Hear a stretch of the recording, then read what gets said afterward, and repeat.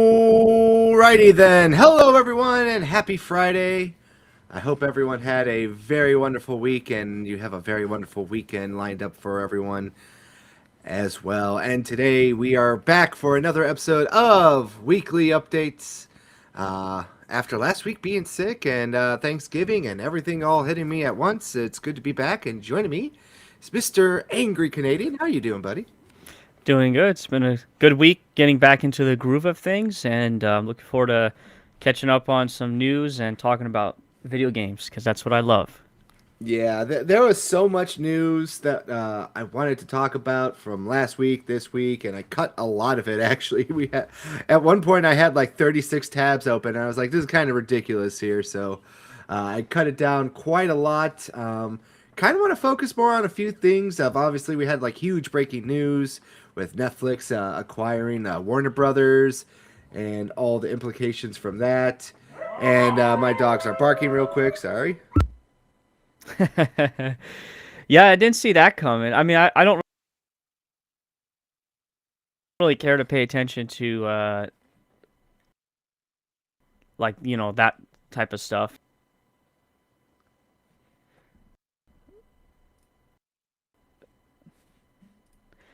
I'm weird performance issues right now on my end, so I'm not sure if you're still there, but yeah, the Netflix Warner Brothers, I don't Yeah, really pay attention to I that just stuff. Oh, oh, they're still going at my dogs keep it. We're barking. off I'm to a great sorry. start. I'm sorry. Let me go get them real quick. But yeah, just kind of talk a little bit about what you've been playing real quick. Yeah, so for me, what I've been playing lately is, of course, a game that's been in the making for 18 years now, or 8 years of development, and 18 years since it's the previous game, is none other than, and I'll turn my camera on real quickly, Metroid Prime 4 Beyond. This dropped on Thursday night this week, and this has been a blast playing through this game, and I've been having a lot of fun. Right off the bat, it feels exactly how I would expect it to be a Metroid Prime game right off the bat. So I played a little bit last night. I finally got to that infamous desert that everybody's complaining about. And that's been like interesting just experiencing all of that. But so far, I've really enjoyed this game. It looks amazing on the Switch too. Runs really well on the Switch too. I played it both docked, of course, as a handheld, and yeah, it runs. It just looks and runs really well. Very well, put together game. I know that they did a fantastic job with the Prime remastered, um, the Metroid Prime remaster from the GameCube, and so they whatever they learned from that, they were able to apply to this game quite well, and that's been pretty interesting. Of course, I'm a big amiibo guy, so of course I had to buy the amiibos, and I think these are some of the best looking Metroid amiibos now. Um, I know that we were talking off stream that the price of amiibos have gone a bit ridiculous as of late. I didn't Hmm. realize that there's a huge price difference between Japan and America, because they're definitely cheaper here in Japan. But I am very impressed with the level of detail here. I'll show a quick example here in a second. I feel like this is probably the biggest amiibo now. This bike one. Um, No, oh wait, what is it? One of the dumb Monster Hunter ones? no, Detective Pikachu. Oh, you mean like height wise? Yeah, he's chonky. Big. Well, no, actually, the Yoshi plushie is still, I think, the biggest. Hmm. I don't know. Let me go grab him. We could do a size comparison. Um, but this thing looks awesome. I like it. I have not even used any of these amiibos. I don't really care to use them in the game. I just use them for like shelf displays. And then this was an Amazon pre-order bonus out here. This little acrylic standee. I think it's pretty neat. Just something pretty simple there. I gotta watch the glare, of course. But yeah, for comparison, so here's the very first Samus amiibo from Super Smash Brothers, and very basic colors. It doesn't have much of a gloss look to it with like the armor and everything. Very dark looking, of course, with the colors. And then here's obviously the newer one, the most recent Metroid one, and it definitely has a bit more of a sheen to it. The colors really don't look as I don't know how you describe this, like muted a little bit. But if you want another comparison, here's the Metroid Samus Returns. So that's the 3DS game, Yeah. and it almost looks pretty similar. And then the more recent Switch one, which would have been the Metroid Dread one, and they've got the what do you call this? The reflectiveness or the glossiness? Not even glossy, but they've got that down with whatever painting material that they're using. But anyways, um, quality wise, they're pretty cool. And like I said, I don't really plan on using them for for actual in-game stuff. But that's one of the games I've been playing. But if you're ready to show off that chunky Pikachu, Yeah, look at this thing. okay, yeah, that is pretty big. And like, I guess height-wise, it's almost as long. Yeah. But I don't know. What Man. about weight wise? He a thick boy. They're both kind of like small. Look at the bases on them though. Yeah. Yeah. Yeah. That's I like funny. this thing. I actually got this for free from a buddy of mine because he found it like in his car. He's had it there since he bought this damn thing. So That's funny. Just chilling there. yeah. So I recently just got this. Not too long ago, but I like this thing. I love it a lot. My wife loves the Detective Pikachu games. If you want me to continue with what I've been playing, I can continue a bit more. Sure. Yeah, so I got the game cases here. So I've been slowly playing through Metal Gear Solid 3, Snake Eater. I've actually put this down because I've been focusing on a couple other games. So the other game that I've been really trying to get done is Xenoblade 2. I'm about halfway through this game. Looking forward to finally finishing this game because I never want to play it again. Castlevania, I've been playing Circle of the Moon, so it'd be this game right here. And I'm actually at the end. I just have to fight Dracula. So once I beat this game, I can, or at least one of the games on here, I can move on to Xenoblade 2 being my commuting game because that's what I play while I ride the train every day. This game came out recently, or actually no, it was last month is when it came out. Hyrule Warriors Age of Imprisonment. I've been playing this with the wife, and it's a pretty fun game. I'm a bit disappointed with a few things so far. One of them is if you're playing co-op, a lot of the missions will kick you out of co-op and force you into single player for specific missions or like levels. Yeah. And that's really frustrating because I want to play the whole game with my wife because she really likes these games. And then when you're playing co-op, it's not 60 FPS. It drops down to 30 FPS, and you could see it chugging. And it looks just as bad as Age of Calamity, because Age of Calamity had some really bad performance issues. So that's a disappointment if you're playing co-op. If you're playing by yourself, it runs smooth. Like it looks really good in 60 FPS and everything. But yeah, that's the only issues I've had so far with it. The story is interesting, and I'm just curious to see how it will go. It is funny that Link is in this game. Well, I don't know yet because I'm still playing through it. But this guy right here, his moveset is very close to Link's moveset in the last Hyrule Warriors game. Yeah. So they had to include him in there because playing as Zelda is interesting, but it's not really fun for me. It's a bit boring. But the other characters are pretty cool. There's some cool mechanics to this game that they've created. And I like it so far. But those are the two primary issues. And then the last game, or one of the last games I'm playing here is this bloody game known as Sonic and the Secret Rings. And yeah, I've been having aneurysms replaying this game. I gotta finish it because the year's almost up. So yeah, this I can't wait to put this game to the grave, I guess you can say, because I don't really ever want to play that game again. Yeah. So Hey, Pop Culture, how you doing, buddy? it's my favorite mechanic, pop culture mechanic. Yes, and of course we gotta give a shout out to Mr. October Mike too. Remember those Yoshi plush amiibos? There were some who were the size of 3-foot plushies. I've never seen those at all, to be honest with you. So I know what they're talking about. There was three small amiibos, like normal size, maybe the size of your Pikachu, and they were red, blue, and pink Yoshi. And then they made a big, or not red, green, blue, and pink. And then they made a big green Yoshi, and I think that one is still the largest amiibo, and it's a plushie. Like there's no base to it or anything. It's just a big amiibo, or plushie, I should say. That's not an amiibo. That sounds like cheating, though. Is it an amiibo or is it not? Damn it! It is an amiibo because it has the chip on it, so you can still use it within the respective games. So, yeah, and the last game I'll talk about, because this is gonna involve what I'm gonna show on screen here, is I've been having a lot of fun playing Trails in the Sky First Chapter, which is basically a remake of the original Trails in the Sky game. Yeah. And these are some trading cards that you can get at the convenience store. So I figured it'd be kind of cool to just open this up on screen and I can show you guys what kind of trading cards there are here. But He's this using game scissors has, like a civilized person. yeah, these this game has been fantastic. I'm almost done with it, and I've been having a lot of fun just showing the wife the game because it has full voice acting.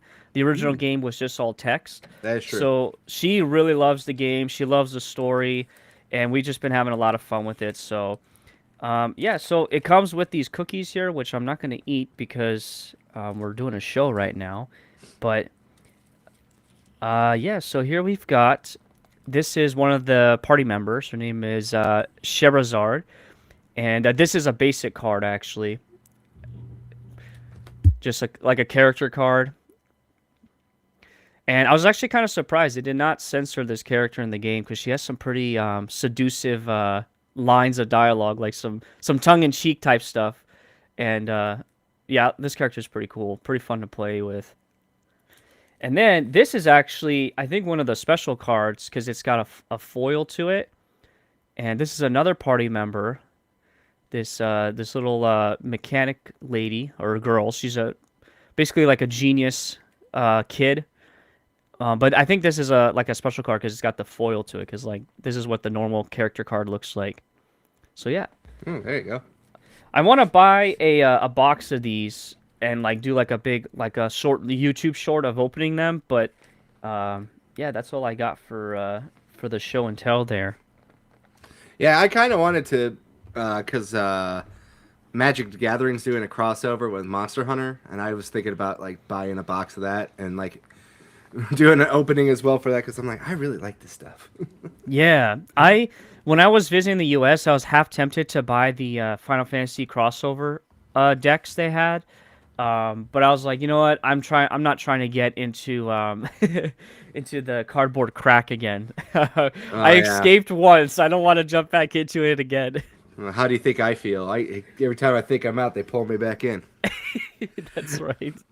As for me, I've only been playing very simple kind of games. I've been working my way through the Fuga series. I beat Fuga 2 just a couple days ago, and I started Fuga 3 the other day, and oh boy, that opening is intense. I'll say that much. You know, a lot of people say The Last of Us has a really tough opening. That was a pretty brutal one to kind of watch. Overall, if you haven't heard of the Fuga series, they are basically side-scroller, tactical, turn-based RPGs that take place in a furry world, as AC always likes to make fun of me for. Yes, the AJ world. But overall, they're pretty good stories and relatively, fun, snacky type of games. They had a big collector's edition for it that released this year that came with the third copy physically. And yeah. Been playing that, and I've been kind of cycling through my dailies, as I like to call them, for Xbox, because I have Game Pass Ultimate still, so if you play games for X amount of time on PC and console, you get your points. So I've been bouncing between Dave the Diver on my Xbox and Age of Mythology. I'm currently working through the Chinese mythology campaign that came out last year, and I'm over halfway done with that one, so... that's all I've been playing, and now I'll go over to the other portion of it, the pickups portion, as they would say. As I was sick last week, there's a little bit of backup here, so I'll kind of speed run it, because some of these are Black Friday deals, some of these were just pickups in general. So the first one I got, this game is actually getting delisted. I bought the special edition on Xbox, because... they had everything for like $8.99, but I also wanted to get it physically before it went away. And that is Transformers Battlegrounds. This game is a tactics game in the Transformer universe. So wanted to pick it up. It delists pretty soon, but right now I believe it's on sale for $8.99 on Xbox. I don't know about PlayStation, and I bought this because it's cheap right now. I only paid $10 for this, and before it goes away, I kind of just picked it up to get it out of the way. Next up, Lost Soul Aside. Heard this game was okay. not that great. It's part of the China Hero project from PlayStation. Besides that, I got it for $20 used from the GameFly sale for Black Friday, so that's where that one came from for that one. Another one that I picked up from the GameFly sale was Mind's Eye. This lovely dog turd from Build a Rocket Boy and everyone else. $10. I was like, why not add it to your collection? Let's find out how bad it is. Next up, because I've been kind of collecting more of these like games in general. This wasn't a Black Friday sale, but the new game was on sale for $20. And then I just figured, well, if it's going to be like $60, then I might as well just buy them all. And that is the Life is Strange collection. And it comes with all the Life is Strange games, including the new one, Double Exposure, which was going to be $20. So that's why I kind of just decided to pay for it and get it all out of the way. And then the last PlayStation game I picked up was Horizon Forbidden West, the Complete Edition. The only reason I got this one, too, was because it was on sale, and the DLC is on a disc. So I wanted to make sure I had a physical copy of the DLC for future preservation. That's the one I need to get, is that one you just showed. Yeah, exactly. And then a couple other things, too. Big Box PC collection. I just wanted to kind of get these just to own them. Obviously, had to go with my homeboy, Rome Total War here. One of my favorite video games of all time. And then I also picked up the physical copy of Age of Mythology. Not the remastered version, but just the, regular edition from back in the day, just to have in my collection, just to have them. Then we got a few Xbox games. I finally picked up the Peter Jackson's King Kong video game. Not the 360 version, but this was on sale for $5. So I was like, let's just go with this one for now. Because I actually don't have this one for my master Xbox collection that I'm working on. Then I picked up Mafia Old Country, because I've heard good things about this, and I heard the new update actually improves frame rate. Next up, we got Digimon Time Stranger. This game has been like hyped up to everyone who I think unjustifiably have been hating on Pokemon ZA. So I kind of picked this up just to see what the hype is about. I don't hate Digimon games, and everything I've seen about it seems pretty damn cool. Last up, today I picked up Octopath Traveler 0. Just to add that to the collection of the Octopath games. And AC, funny thing too is I went to install Octopath Traveler on my new Switch because I had it installed on my old Switch, but I didn't transfer the data properly, so I lost it. I went to go and put the game in there, and look at what happened. I don't know where my game's at. Uh-oh. So after the stream, I'm going to be digging through my Switch collections, just trying to find it like a bear looking through garbage. Yeah. Because I was like, the worst I sold my Switches, and I'm dreading that I forgot to take it out of my Switch, but I don't think I left it in my Switch. That's my cope right now. All right. And then two last things to pick up. I got the Expedition 33 Lumiere Edition. This is exclusive to GameStop here in the States. So that's what I picked up as well as Yakuza Kiwami 2 from Limited Run Games. I got the collector's edition in the mail.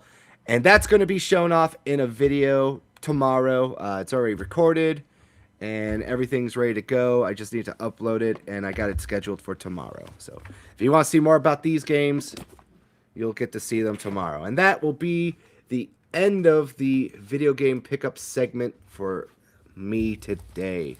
Now, before we move on to the whole news stories, let's kick it off with our first little reminder for everyone here of all the video games that came out this week. First off, we have Marvel's Cosmic Invasion that came out for everything, and it came out December 1st. Next up, we have the Switch 2 release of Assassin's Creed Shadows, which came out on December 2nd. Horses, which came out on PC on December 2nd. Now, AC, have you heard about this game yet? No. So, apparently this game is actually banned on Steam last time I checked on it. Because this game actually deals with some like really hardcore adult content, like sexual abuse and stuff like that. Oh, okay. I'm gonna definitely look that up right now while we're streaming. Yeah, because I put that in our link room. There's a IGN article. Okay. Yep. So I actually cut that a little bit because I didn't know if you wanted to talk about that or not. But I figured we'd bring it up here right now because this popped up. I heard it's actually pretty good, uh, from the people who've played it and reviewed it too. And also joining us, we have Mr. Frankador's Games, AC Roast Carl for us. And I don't know on what, but I'm sure you can find something. His time will come. Exactly. Next up, we have Kingdom of Nights that came to PC on December 2nd. I have no idea what this game is. Next up, Red Dead Redemption Remaster, which came to everything and December 2nd. And I gotta say this too. I am not able to get my free upgrade right now from my Xbox 360 version on my Xbox yet. Hmm. And I think what they said was that they're trying to get that fixed by this weekend. So hopefully I could go back tomorrow and it'll be up there and stuff. I guess they've been doing it in slow batches because I guess unlike the other ones, you're going from a 360 to the current platform. So I think there's like some back end stuff that's causing an issue with that. That's unfortunate. Yeah, but overall, it's on sale right now for $24.99 on every platform. So if you're interested and you haven't played Red Dead or you're looking for an upgrade, it's free if you already own the PS4 and the Switch version. So just keep that in mind. We got Simago Legacy Collection for Switch 2, Switch, and PC that came out on December 2nd. Do you know what this game is? No. No. Okay. Guild Wars Reforged, which came out December 3rd, and that's basically the remaster of Guild Wars if you're interested. We talked about that a couple weeks ago. Yep, I remember that. Yep. Let It Die Inferno, which came to PlayStation 5 and PC. Never heard about this game at all. But Gung Ho. Okay, interesting. yeah. Lonely Mountain Snow Riders, which came to PS5. This just looks like filler slop. That's all this is. Papukum. Papukum? I have no idea. Can you take this one over? Papukum. Yeah, Papucom. Can you click on it? I just want to see what the art is. Okay. I think I've seen this on the Twitters recently. It looks familiar, like the art and stuff. Yeah, well, it looks just like that generic anime kind of like slop, you know? Yeah. Viewfinder. Now, I've actually heard really good things about this game from a few of my indie people, and I think you talked about it, right? No, I definitely did.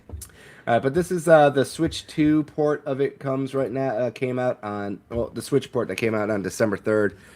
I heard good things about this from my buddy Felix. It's a photographing game, so definitely check it out.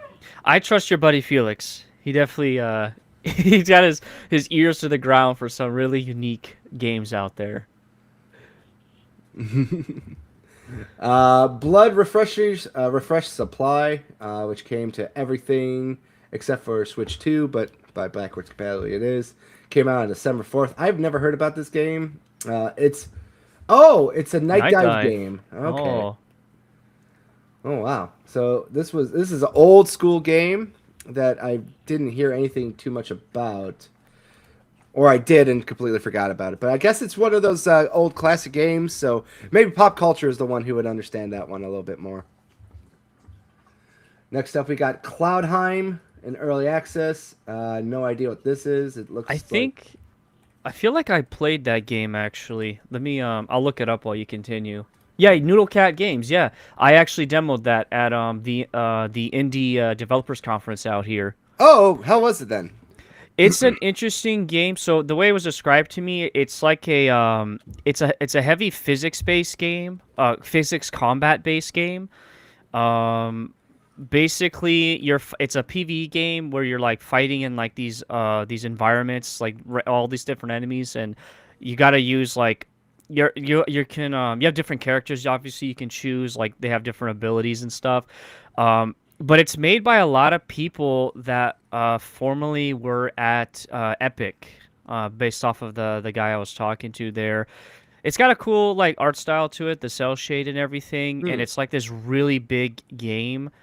like size wise. So I actually I think I have this wish listed, but there is a demo. You can play a demo of it, and the controls like because I played a lot of indie games there, and when I could tell that this game was like made by actual professionals, like people that have history in game development, like as soon as you picked up and started playing, you're like, okay, this has a lot of refinement to it.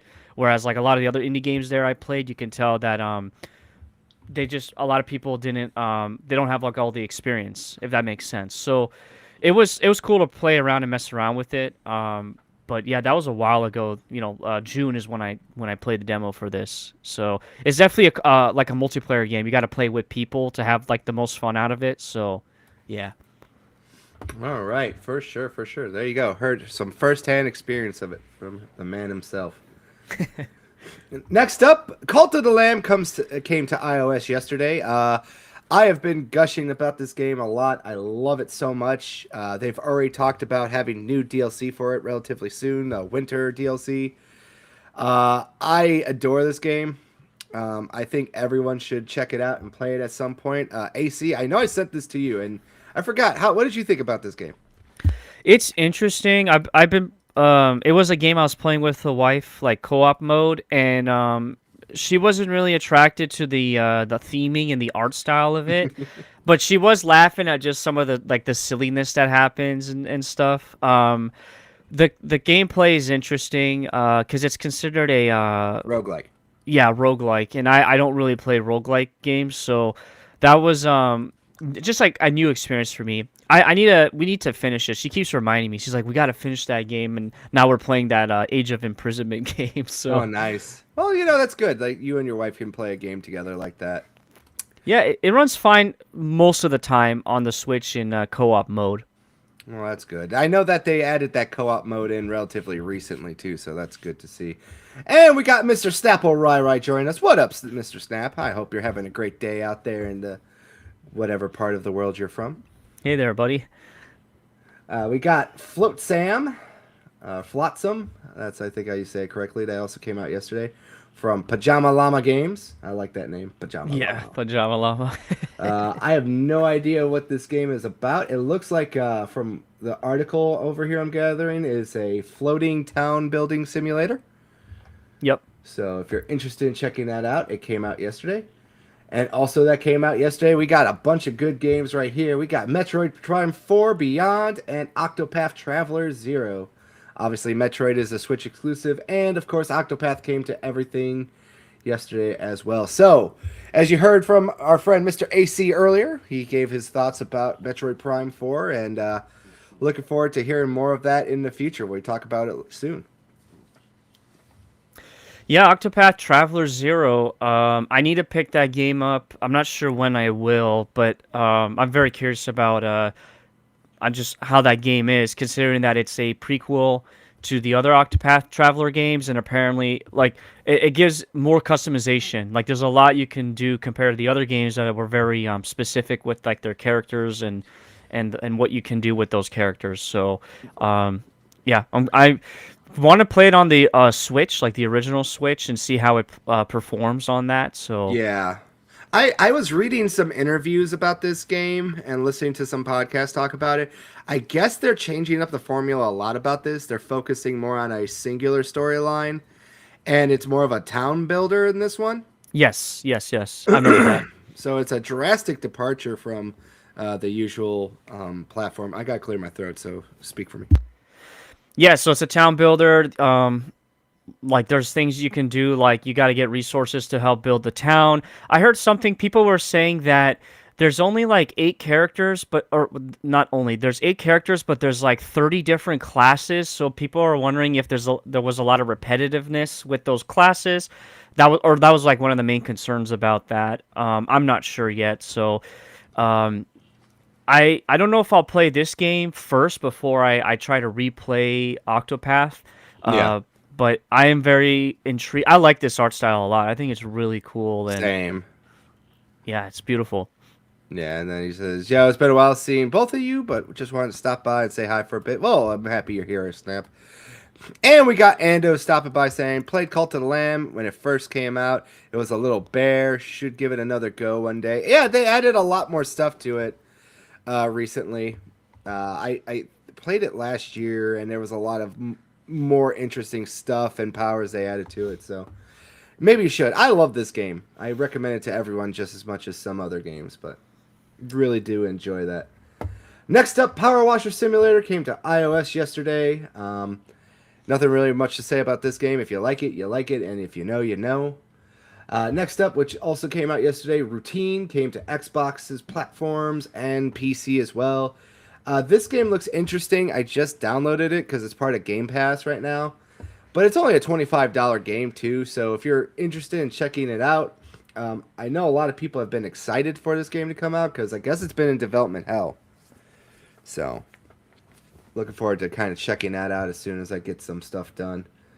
Also, we got the native version of Sonic Racing Cross Worlds for Switch 2 that came out yesterday as well. Now, you haven't played this game, right? No, I am waiting for the steepest of discounts before I buy this game because I am 0 for 3 on playing Sonic racing games and having a fun time.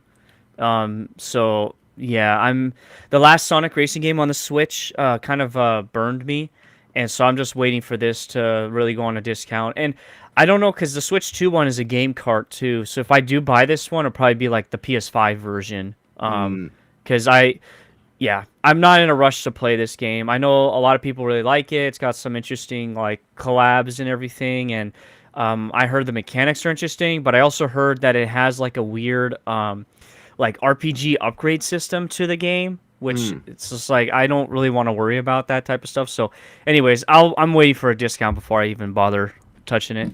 Yeah, what Zero I think was complaining about this game, right? Or was that Kirby Air Riders, or both of them?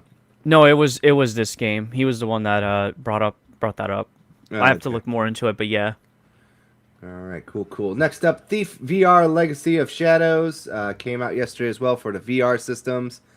I don't have a VR game headset, and VR makes me sick, so I have nothing to say about this one. AC. Weak. Yeah, I am weak. It's my gypsy genetics. What can I say? So I would love to play this game because our mutual friend Nosferatu, just every time he like has to bring up this game to me, Thief and the original Thief game. So I would imagine that this in VR is just like a whole nother level of like insanity. So I it says it's on PC, so I'm assuming that's Steam, and I would assume that's compatible with just about any. Well, no, maybe not. If I would play this, I would have to probably get on like PlayStation VR 2 if I'm going to shell out that kind of money. But I love VR games, so I would like to try this someday. PlayStation VR is compatible with Steam. You just got to buy an attachment. Yes, I know that. Yeah. What I have is I'm old school. I have the Oculus 2.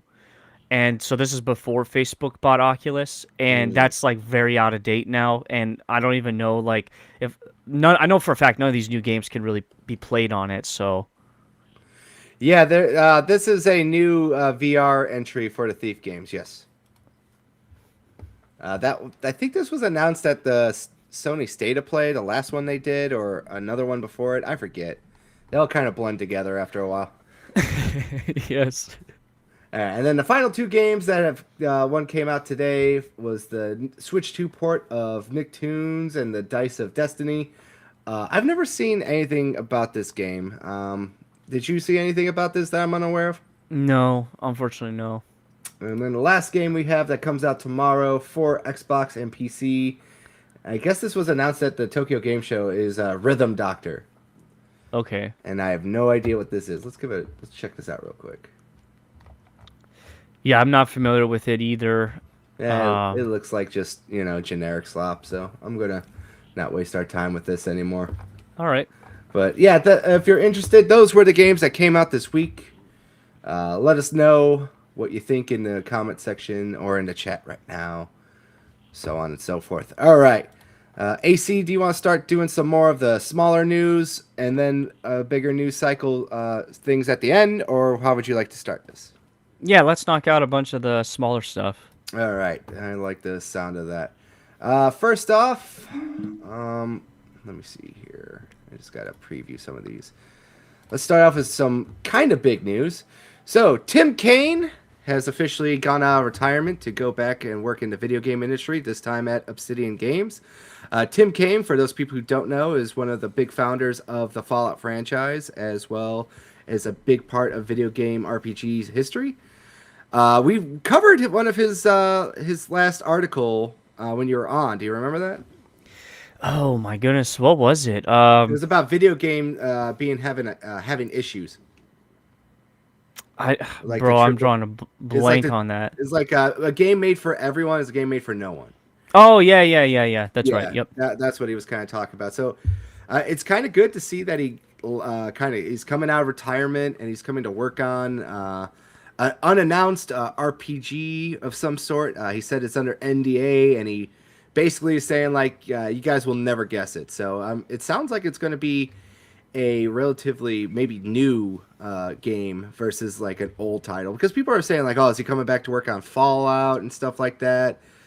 Well, I don't know. We'll kind of see. And also, one more thing too.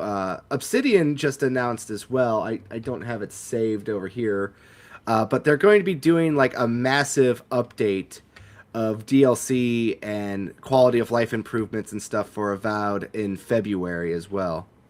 Yeah, I heard about that. I'm pretty excited because I might download it on my Series X, since I recently got that. And there was one thing in particular that I was kind of curious about. I'm trying to pull up what the new update is, but I can't pull it up quick enough. I remember seeing it. I'm like, okay, actually, I kind of want to jump back into it just to see like how much better it's going to be. And I have a good excuse now because I can play it on the Xbox Series X instead of my PC and maxing out all of my resources on the PC. There you go. And Frank, why do you keep saying that they're going to shut down Obsidian? I don't know where you got that rumor from, but they're not doing that. Hashtag Frank peddles false rumors. Frank, fake news Frank. There you go. Fake news. Yes, I like fake news. Right. Okay, I got it. I got it right here. The anniversary is going to have the anniversary update in February is going to have new game plus, photo mode, new weapon type, changing appearance in the world, new character presets, and more godlike feature presets, and then they said many more. I didn't know that the summer update came with Japanese and Korean language support. That's kind of funny. Oh, I didn't know that either. Yeah, I might actually replay it then with Japanese. If it has, I don't know if it has Japanese audio or if it's just Subtitles? Japanese subtitles. Yeah, but New Game Plus, I might actually jump back into it then and do a New Game Plus then, if that's the case. Yeah, especially because now you can also change the language too. So Yeah, and just to upset everybody because everybody hated on the game for like all the wrong reasons. So, anyways, yeah. yeah. Plus, we're going to talk more about Avowed probably in a later subject that's coming up. But that's the one thing I wanted to share. Welcome back to gaming, Mr. Tim Cain. Hopefully, we see something cool from you in the future. Also announced too is that this week, or I should say this Monday, there will be a Monster Hunter showcase that's coming out as well. So it looks like they're going to be doing more title updates for Monster Hunter Wilds and Monster Hunter Stories 3. So I'm looking forward to that one for sure. You got anything you'd like to add, Mr. AC? I'm assuming because Monster Hunter Stories 3 isn't out yet, so they're going to probably talk more about that game, like maybe some newer stuff, I would hope, instead of just rehashing the same stuff about it. Yeah. And Frank says they have them out here making terrible games. The last two games they've made have been actually well received. Avowed is the only one that's been middling.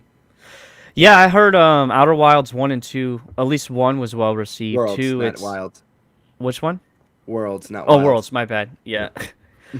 Different game. Outer Worlds, yeah, those have been well received. It just depends on the type of person you are. I've heard nothing but positive responses for Outer Worlds 2 from everyone I've seen that plays it that I know personally. So I heard it's actually the vastly better game than Outer Worlds, and you should not play the first one if you don't want to. Okay. Unless you want to try it out, but yeah. So if you're interested in more Monster Hunter news, this Monday at 2 p.m. Pacific, 5 p.m. Eastern, definitely check that out as well. One more small little update too. Dave the Diver will be getting more physical copies next year, and it will also include the new DLC that is coming out for it next year, as well as maybe some special editions. So as you can see right here, my little comment right on the bottom. Xbox and PS5 plus new Switch copies, please, and thank you. I'm hoping Dude, for if that. I was gonna say, if they get a Switch 2 edition, like full game on the cart, I'll buy it right away. Yeah. Oh, another Just, thing. Another thing too. Sorry, they actually do have a free Switch 2 update for it right now as well. oh, that's cool. Yeah. So if you have this game on the Switch physically and or digitally, you can now get this a free update for the Switch 2 copy as well. Plus, like I said, it just came to Xbox last week, so I've been playing it on Xbox, and of course, it came to PS5 and Switch and PC. So if you haven't played this game, highly recommend checking this game out. It is only a $20 game, and if you buy all the DLC, it's only extra $7. And the DLC also includes a free Godzilla DLC, a free crossover with Dredge, and they also have a crossover with the Yakuza series for Ichiban's Holiday. And this game is amazing. AC, would you like to add more onto it? Because I know I got you guys hooked on this game too. Oh yeah, that $20 is like probably the best spent $20 in on a single game because of just the sheer amount of depth this game has. No pun intended, because you do a lot of diving in this game. What I really liked about the DLC is that it actually takes place while you're playing the main game. So it's not something that you're experiencing like at the end of the game, for example. Like you're experiencing that DLC as you play the game. And what's great is that even after you beat the game per se, there's still a lot to do. It's kind of like Minecraft, where like you get to the end of Minecraft, but you could still go and like farm a bunch of stuff and like get more crafting recipes figured out. Like this game has a whole like tycoon aspect to it, which is just, I mean, there's so many genres in this game. It's like insane just thinking about it.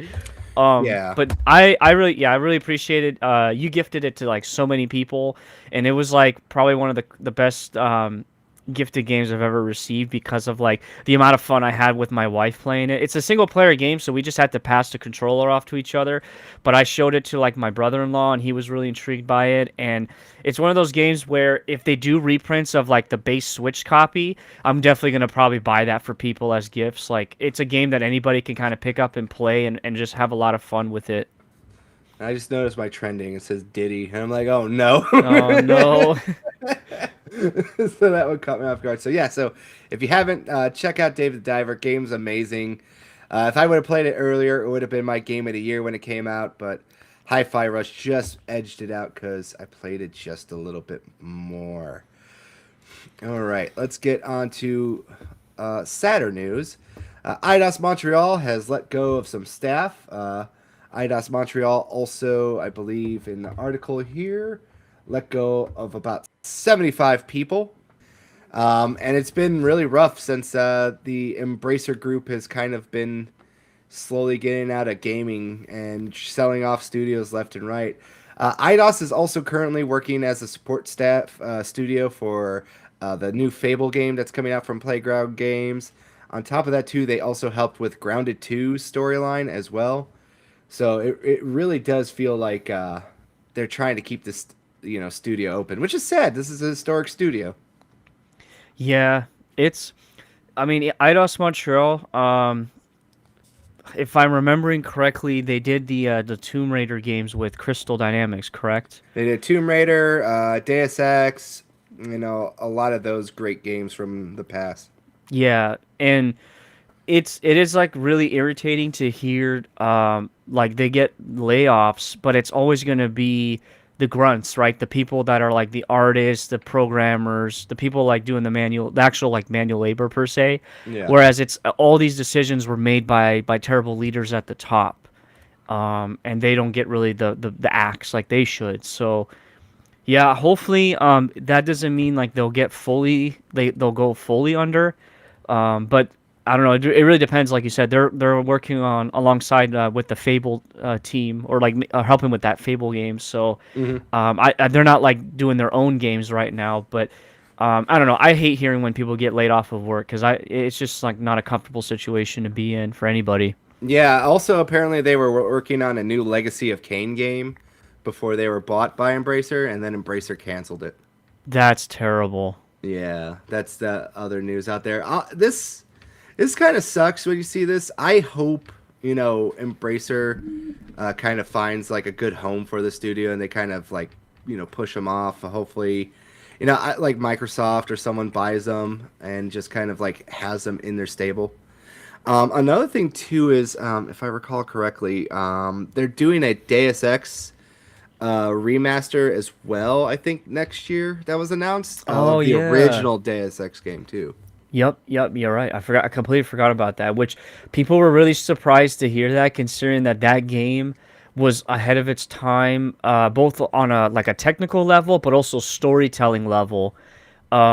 And that it's going to be brought back into our modern world, like with like a remaster, and how it might be a bit too problematic, I guess, because of like just the storytelling alone. What I've heard is just like it's pretty hilarious how it predicted a lot of stuff that came true. So hopefully that doesn't get axed, and hopefully the remaster is faithful to the original game.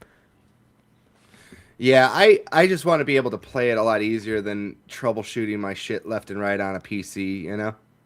Yeah, because I heard what's annoying about the original game is if you buy it on Steam, you need to also buy or download a mod for it right away in order to get it to work. But if you play it through GOG, they link you the mod, I think, while you buy it or something, so you Mm. can get it. But it's like both of them, you still have to download like a mod to get it to work on modern computers, Yeah. or like get like the features and I don't know. It would have been nice if it was just all in one and there's no issues and everything just works as intended. So Yeah. Was that the terrible reboot or was that something else? I don't know exactly what you because you're saying there, Frank. Because even you don't seem 100% sure. But I couldn't tell you if it was a terrible reboot or not. I think it's just the original game, but they're porting it with a remaster, obviously with like updated graphics and yeah, quality of life and everything else like that. Kind of like the rigmarole kind of deal, and so on and so forth. But hopefully IDOS can, stabilize. It would be very sad to see them go and close the studios, especially because it's a historic studio known for making good stuff. They also made that really underrated Guardians of the Galaxy game too, which is sad. yes. Yeah, I'm That, looking at their list right now. It's not a whole lot of games, but a lot of good games, in my opinion. yeah, and that Guardians game, everyone should go check that out. It goes on sale quite a lot. The only problem is that like they made the game a little too spongy, but it's actually a really damn good license game.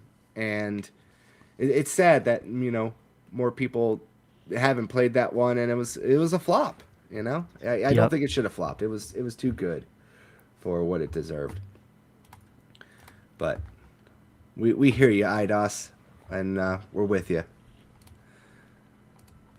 Next up, we got the Xbox article over here too, and just a reminder: links in the description of this video will take you to all these different articles and videos and stuff that you can read yourself, form your own opinions. Don't listen to just two jagoffs online. Give their takes. Read the articles yourself and come up with your own too. Claire Obscura Expedition 33 is the biggest new third-party game launched on Xbox Game Pass in 2025, and it's kind of hard to argue with the success of Expedition 33. And I know you kind of are hating on this game, AC. So I want to hear some of your thoughts here first. About this game? Hmm. Well, about this news, I should say. Well, it was supported by Microsoft. They probably gave him some cash for development because it was originally announced through one of their Xbox showcases or whatever. Oh yeah, it Um, was kind of a highlight. It was like in the middle of one, yes. and then it was also included in their Dev Direct at the beginning of this year, and it was given like a big, substantial portion of marketing and advertisement too. Yep. Yeah. Back when it was before it was cool. I remember you and I we watched it and we talked about it and it was like, oh, this looks really interesting. But um, it says your biggest new third party game launch. Yeah, I mean that's not a shocker. I guess so. And that is that in part because of Game Pass. That's why it has like this huge. It has the biggest title for it. Is that Game Pass had a contribution to this? Yeah, so this was obviously launch day and date with Game Pass. Microsoft put a lot of support behind this. Like we were having a conversation a little bit earlier about this. A lot of people are like, "Well, look at all the nominees. It just shows you that indie games are like mopping the floor with like the AAA industry." And it just kind of reminds me, it's like you guys do remember that a lot of these games that we're talking about here, like Silk Song, Expedition 33, Hades, and stuff, like they got massive marketing and push from a lot of these big, first party publishers and AAA developers and stuff too. Yeah. Dude, Expedition 33 is not an indie title. I mean, this is like double A with the amount of money the amount of help that they got from within the industry. It wasn't just like a couple dudes coming together and like magically creating a game. Like Silk Song is an indie title. It's like 3 people or 4 to 6 people that worked on it for Yeah. like the last like 6-7 years or whatever. Um, Yeah, but no, back to the original point about, yeah, they got all of this, like, not free marketing, but, like, big push with the marketing from these publishers, and that really helped them with the presence. I mean, Expedition 3 is the best example of that. Like you said, it came out of nowhere with the Xbox showcase, and then they had a direct, or developer direct, really going into depth about it. Hmm. So, yeah, that they definitely helped them out with that. Yeah, on top of that too, like, this game has been a monster success on its own. I think last time I checked, it sold about 5 million copies so far, which is not, anything to sneeze at by far. Like this game, I think it's kind of reached that point now where it's been Persona 5'd, as I like to call it, where it got so popular, now everyone's starting to hate on it, and everyone's also kind of making hyperbolic statements about it too. Well, it's everyone. I wouldn't say it's not. Yes, there are people hating on the game itself, but I think it's more people hating on the fans that are like, they're like full on shielding this game and not allowing a shred of criticism to be thrown at it, because this is their dream game that they've wanted to fight the like AAA, the AAA games, the AAA movement, I guess, or whatever you want to Hmm. call it. Like this is their they're like sword in the stone, like we've got this weapon now we could use to fight against AAA games. So, yeah, Yeah, it's that's what magically I've. become it's magically becoming a lot of people's favorite game of all time, just randomly out of nowhere. Well, yeah, there's a lot of layers to this onion that we would have to peel back, but Yeah, Frank says that they are a small indie studio, AC. okay, whatever. Fake news, Frank. But I just want to say this. It's like when we have a conversation about gaming, I think it's, to be fair, you should criticize a lot of problems with AAA game development and stuff like that and these corporations. But on top of that too, it's not like a lot of these games that we're talking about just like came out of nowhere and had no marketing push or no big publishers, kind of trying to get them out there too. I mean, Silk Song has been one of the most hyped games out there, and that was like originally pitched as a Nintendo Switch exclusive too, remember? Oh yes, yeah.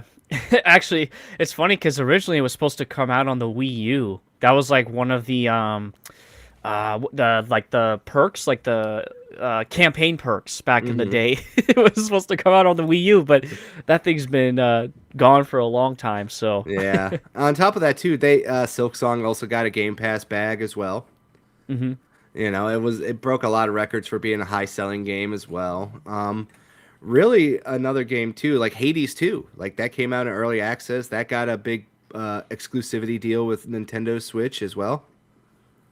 yep. So a lot of these indie devs, they are knowing how to be more savvy with getting like these big companies to fight over them, pay them the big money bags, get out there and get like free promotion. Like I said, I saw Expedition 33 at the Xbox event and it blew me away. I was like, "Ooh, this looks really good. It reminds me of Persona," and I was right. And then of course, they went out there and they devoted a good like 10-15 minute of a developer direct to this one very game Microsoft did. So I'm not shocked at all that it was kind of like the biggest third party launch for Game Pass because this game is, kind of been the runaway fucking horse this year for like a lot of people. Hmm. To be fair, I do remember a lot of people saying, "What's that?" when A33 Came out. came out. Took a while till everybody on Earth knew what it was. Yeah, Yeah, you're no, not wrong. Because you're not wrong. Yeah. I remember you and I specifically saying like, "Wow, this is really interesting or different," and then because I wasn't like really paying attention to it, but I forgot about it until it was like brought up again, for that the developers direct, and then I think it was like how soon afterwards did it come out after that developers direct? This is in I the think it was same a year, right? month later. A month later. Yeah, So it wasn't. I think it was within that month time frame is when it got all this attention from all the the retards online, the normies online, the gaming community online, I guess you can say, and yeah. that's when it like actually blew up because the year prior, nobody was really talking about it. Yeah, it kind of was like more in the RPG circles. Hmm. And then after they started to get more of a push from like PlayStation, also PlayStation, they had like big breakdowns on the PlayStation YouTube channel and they were advertising it as well. Like this game got quite the buzz about it and the word of mouth about it. I mean, I'm part of the problem. I bought this game so many times myself on PC, Xbox, PlayStation. I'm getting the Amazon Steelbook edition next week, and next year I get my collector's edition for this game. And I haven't even beaten this game yet. Wow, I'm a you're fake full fan. on simping. Yeah, what in the world, dude? Oh, well, you know me. I buy spare copies of this game, and if somebody wants it, I usually will mail it to them. That's true. I'm a good guy. I'm a good guy that Yes, I'm wants still people. waiting for my copy of Indiana Jones, by the way. Oh, fuck off. I got so much of your crap. I don't even know how I'm going to ship it. I'm like, how am I going to get this to customs? You need to gotta build a pallet and put it all on a pallet. Yeah, I'm going to have to ship it through my job. I'm going to Yeah. airmail it. But yeah, that's news for Expedition 33. They kind of go on here and they kind of talk more about other stuff like how Microsoft helped them out. I know that there's been many of other interviews with the game devs and stuff like that. So they're very happy with this game, and I don't blame them. Like I said, 5 million units. I don't know how much the budget was, but they probably eclipsed what they put in. Is that 5 million units across the board? Yeah, Oh wow. Okay. yeah. And it says, I really liked Expedition 33. Not going to say it's perfect, though. Story gets super rough in Act 3, and I didn't care for the ending. I've heard that a lot. But I've also, you know what else I heard that about AC, ironically enough? Baldur's Gate 3. Oh, interesting. Okay. A lot of people said the same thing about Baldur's Gate 3, that the ending kind of sucked for that as well. For oh. And then Carl, the fake fan that owns the game 6 times over. Yeah, exactly. What I was gonna say, I've gotten into Act 1, and so I'm starting Act 2 of this game, and I just haven't found the drive to get back into playing it, and that's only because I've been busy playing some other games, and I really need to finish this game before the year's over, because I want to count it towards our challenge that we're doing. I So know. I gotta get back on it too. I'm halfway. I want to say like a third away through Act 2. So sounds like a tax write-off to me. I yeah, wish. I wish it I was, could. dude. That'd be amazing if it was a tax write-off. Share this out with people. Get this channel going and monetize, and then I could start writing the stuff off as a tax return. All right, so that's enough about Expedition 33. Let's go to our next topic at hand. Would you like to do a big story or more small stories? Let's do a big one since we've been doing the small stuff. All right, we're going to do our first big story of the night, and that is the newest story I added on here. Where the hell did my article go? Why is everything always missing? Oh, here it is. Yes. And now we got Netflix. Netflix is in the news. As everyone just saw recently, Netflix just bought Warner Brothers, or is in the process of finalizing this deal. I believe it was a 85 or 86 billion dollar deal to buy all of Warner Brothers. That includes many things from the movies, active TV shows, comic books, everything, so on and so forth. And that also includes the video game division as well. So, for everyone wondering what that is, that includes game companies like Traveler's Tale, WB Montreal, Avalanche Studios, Rocksteady, and of course NetherRealm Games, aka Mortal Kombat devs. And I thought this would be an interesting thing to bring up here because it does have a lot to do with the video game side of it. Uh, AC, what are your thoughts about this tangentially? Well, this is the first time hearing about it, because I just woke up this morning and I saw there was people arguing about it. So, um, I mean, I think it's great only because of how like rough Warner Brothers has been in for like the last like decade now, both with their video games and their film industry, and you got a company like Netflix that has done pretty decent. I mean, compared to what they used to be, right? Netflix was a simple like DVD rental service, and now they're like the number one streaming platform.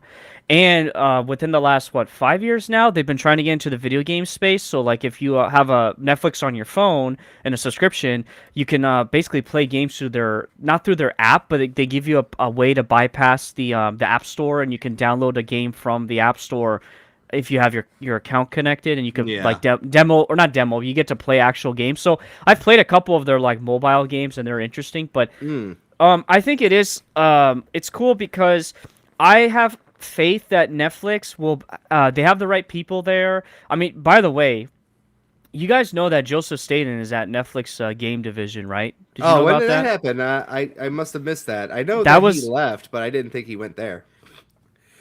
Oh, I think I bumped my microphone there. Yeah, you did for That a second. You got really quiet too. Yeah, the microphone got changed. Oh boy. Just give So him a second here. Work with your mic real quick. I'll correct something.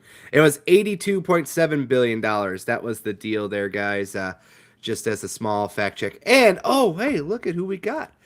We got Mr. Dread Roberts joining us with a smiley face. Hello, buddy. Hope you're having a very wonderful Saturday morning out there with you and your family. And he didn't know about the Joseph Staten. There you go. And of course, Frank says Rip Mortal Kombat. I mean, technically, it's already dead, right? That's what everyone's saying. I missed the DVDs in the mail. I do think the funny part is we were doing the Xbox 360 anniversary show a couple weeks ago there, Frank. And they kept the commercials in, and one of the commercials was for an old Netflix one when they would mail out the movies to your house and stuff like that too. He says, "Just got back from cleaning my church." Well, I hope it's all nice and clean there, and I hope you feel a sense of accomplishment there, buddy. You know, the old saying, right? Cleanliness is next to godliness. Sorry, I don't want to. I don't want to be too, blasphemous with you, but it's good to see you, man. I hope you're doing well. Hope you and your family have some wonderful plans for it coming up very soon too. But yeah, basically everyone who doesn't know, Warner Brothers has been having a lot of issues with everything that's been going on with like the merger of Warner Brothers Discovery. AT&T has been kind of also suffering because they've also been suffering from cable subscriptions. So if you've been following a lot of the issues throughout this year, uh, obviously we've been seeing like just a whole bunch of chaos and everything too. So AC, go ahead. AC has to like leave real quick and then he's gonna come back in. But I know that there's a lot of great studios there. Rocksteady, obviously, been known for their big, Batman games. On top of Traveler's Tale, very known for their Lego games. Obviously, Hogwarts Legacy from Avalanche was a meteoric success the year it came out. And there's just a lot of stuff that is, you know, put behind these studios of class. Obviously, NetherRealm Games with the Mortal Kombat franchise. And I don't know. Their games division has been having, I guess, a little bit of an issue, I would say. What's the. Oh, crap. Hey, can you speak real quick? I hear you. yes, All right, you're good. You're back. They also own Night Dive Studios. Do you know what Night Dive Studios is? Knife Dive. Night. Night Dive. Didn't we see one? They just released a game. After Party was their game. It was. I'm pulling up real quickly. They I forget their other game. They have like System a Shock. no, not night. Oh, Not Night Dive. Fuck. The look up After Party game. oh, After Party. All right. Yeah, that game real quick. Hold on a second. After Party. Night School Studio. Night School. That's who I was thinking of. I was trying to remember. So like Night School Studios, they made another game. I think it's called. What was their other game? Look it So up real there's quick. Next Stop Nowhere, Oxenfree 2, Lost Oxenfree. That's it. Signals. Sorry, that's Okay. where I want to cut you off. Oxenfree. That studio made Oxenfree, which is a very big, well-regarded, well-received game. And Oxenfree 2 was the first game I think they released under the banner of Netflix games, actually. Um, if I can go back to what I was trying to say earlier before Yeah, I lost the microphone. sure, So go yeah, ahead. Joseph Staten, when he left 343 Studios after Infinite had launched, he announced that he was going to Netflix into their gaming division. I remember hearing about that, and I was like kind of surprised because at the time I didn't know Netflix had a game division because it was kind of new, and Hmm. so that's where I'm pretty sure that's where he's still at, and so he's been over there. And what I was trying to say is that um, I know that since he's there, he understands how video games and creative and storytelling works. Maybe not so much the technical stuff. So if they get more people there that are from the technical side of things, I think Netflix has a real good chance to publish some really good video games under their title, like through Warner Brothers, for example. Like, Yeah. I think it might be okay. Movie wise, I think they're in really good hands. Gaming wise, I'm not sure yet. It really depends on who they actually bring in, more people that they bring in. Yeah, I mean, you know what kind of is sad is that they closed Monolith right before they sold off all this assets too, and I kind of wish that they would have kind of kept them open to see if they could kind of keep them around. I'm worried a little bit about like what is going to happen to some of these studios. Are they going to sell some of them off? Are they going to keep them? Are they going to close some of them? Yeah, I do think Warner Brothers Montreal, that studio is probably going to get the axe, to be honest with you. is that the one that did Gotham Knights. yeah, that's right. Yep. So I think they're gone. Unfortunately, I'm going to talk about the doom and gloom stuff first. Obviously, we're going to see a lot of layoffs from this, from redundancies once they fully go in. That always is going to happen. So don't be surprised if you see any layoffs. And I kind of want to get to this point because I got into a little bit of a talk about this on a different Discord earlier. Think we're just sort of screwed no matter who bought them out. WB was a sinking ship for years, so it's obvious it was going to happen. And that's kind of like what I'm kind of saying at this point. We have all kind of noticed a lot of these AAA studios have been struggling in some areas, in some way, shape, or form, and some of these companies for like 10 years now, from just like bad decision making, bad, IP releases, and so on Yep. and so forth, like that. So I really can't get myself like worked up about like people going like, oh, monopolies and creative differences and stuff like that. When it's like, well, if they've sucked for like 10 years and you already don't buy the stuff, you already don't support the stuff, you already don't like the stuff, then really it's just a lateral movement at this point. It's just someone else bought the assets and somebody else is going to continue to make stuff that you're not going to buy and see, and eventually they're going to, if it comes to the natural course, like we all know they're going to eventually close down, right? Yeah. Yeah, this is so different from like when Disney bought Star Wars, where it's like Star Wars was already this very successful brand and all the technology that they had behind them with ILM and Lucas Arts and stuff, versus like Warner Brothers, like ANO said that they were a sinking ship for years. Like, I mean, look at the easiest example you can point to is the DCU, like how cringe and how ridiculous that has been the last 10 Yeah. years, and they keep bringing in people and changing the actors and all this other nonsense. And now, like, you've got Netflix, who has a very successful business model, and I think they'll be able to at least right the ship for the movie side of things. It's just the gaming side, I'm not sure because they're kind of new in this space. Yeah, of course, even that has its risks. A lot of people are like, well, if they don't get the numbers, they're going to do a lot of one and dones and stuff like that. Yeah, that's true. Yeah. I mean, like I said, there's it's never going to be perfect for everyone. We'll have to just wait and see, and you got to like see the final product before we can make a result. It's fun to speculate, but as I've been saying, speculation has kind of died with how drastically the industry is like recalculating and recalibrating and reorganizing itself like it seems every month. So, you know, only time will tell. I hope people who are affected in the layoffs that are going to come get on their feet relatively quickly. And if they don't plan to keep some of these studios, I hope they try to sell them off rather than close them down, because I don't think NetherRealm should be shut down. I don't think Rocksteady should be shut down. I think they should be sold off to try to like save some of them. Yeah. Yeah, it's I was just curious because Netflix bought Warner Brothers, right? But doesn't Warner Brothers own HBO? No, HBO is a separate entity. Okay. So they're still competing. Whoa, whoa, whoa, whoa, whoa, whoa, whoa. Your mic messed up there, buddy. Yeah, there you go. All right, so the Japanese government has taken out AC, or the Chinese invaded. So may he rest in peace. Yeah, your mic is still messed up, buddy.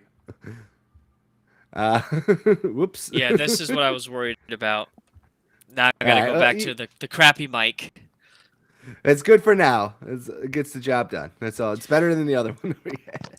So, are you sure But that HBO is not owned by Warner Brothers? no, AT&T owns HBO. Okay, so that means like there's still HBO competition is a then. separate company. Yeah. Okay, because like Yeah. HBO had all of the Warner Brothers deals for like the movies and cartoons and stuff, right? So wouldn't then like that just get transferred over to Netflix? Like you can watch like your those cartoons over on Netflix a bit easier now. Yeah, I feel like they can have a lot of back access and backlogs to a lot of old stuff, obviously. Yeah. And Frank saying leave and come back. But I wanna get this one thing here. Kind of Dread says they need to unpatent or at least utilize the Nemesis system for Shadows of War. That was another thing too, is that now they own the Nemesis system from Shadows of War and stuff like that. And AC, I would like to say, what would you like to see to come out of this deal as well?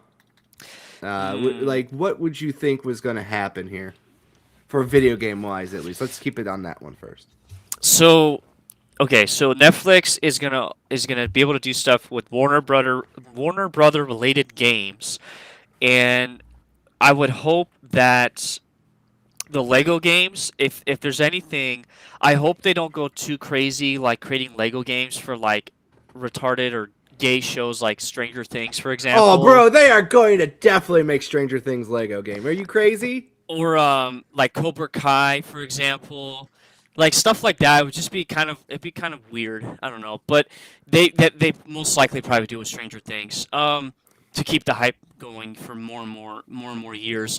But it would be nice if the games that are not like delisted but that are under threat of being delisted could still maintain like their active status, so that Yeah. just like Netflix is the one that's making the money off of them, and that would be best for everybody, especially physical games, right? Like they're not like pulling them off the shelves and stuff. I can't think of any specific examples because I don't know, I'm not autistically in tune with like the rights and who owns like what rights and stuff with Warner Brothers, but um I am curious to see if there'll be some more Harry Potter related games, especially if they're like different styles or genres and stuff, Mm-hmm. instead of like this the Hogwarts Legacy, for example. But yeah, I don't know.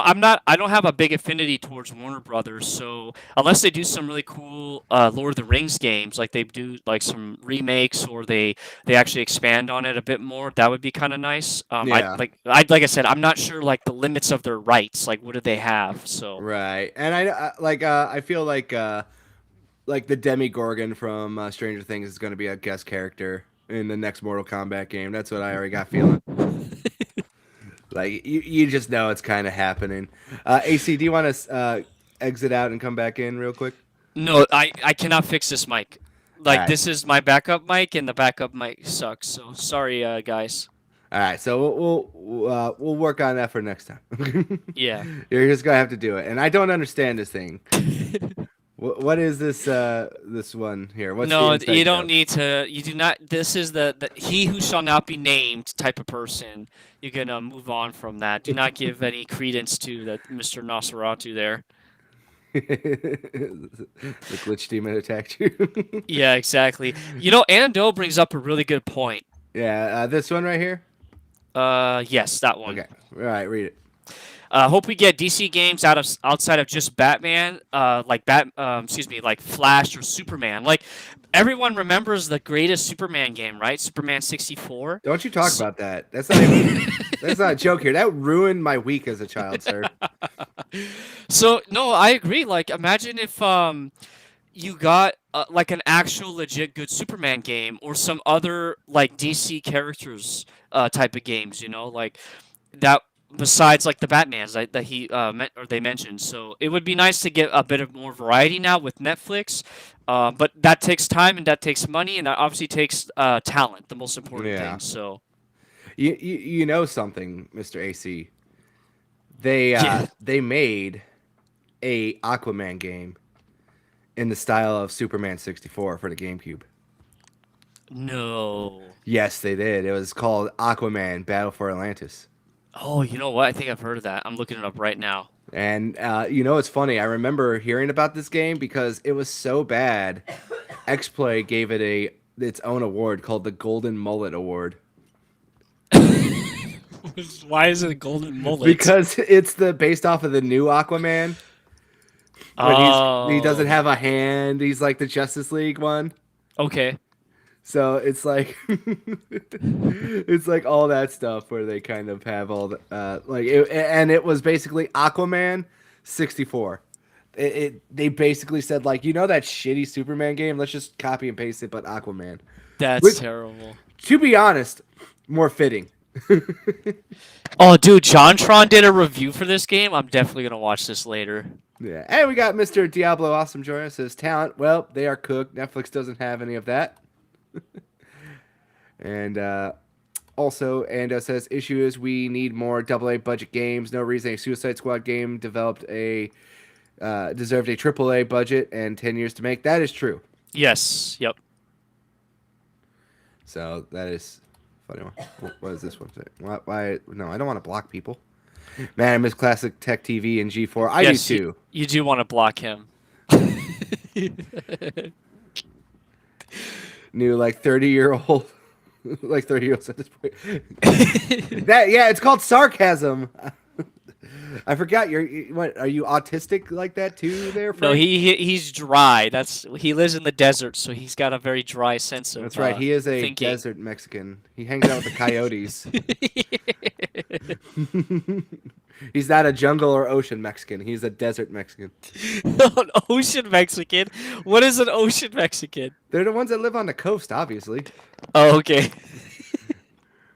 Or they're all the people that fight the people in Wakanda. A Kukulkan. Oh, those ones. Yeah, the Atlantis ones. Yeah. The Atlantis Mexicans. So yeah, that's kind of a close up on the first big story here. Obviously, any more final thoughts you have on it? No, not really. Just like curious to see where it goes, but I'm not like really worried about it or don't really care if it fails or succeeds. All right. Fair enough.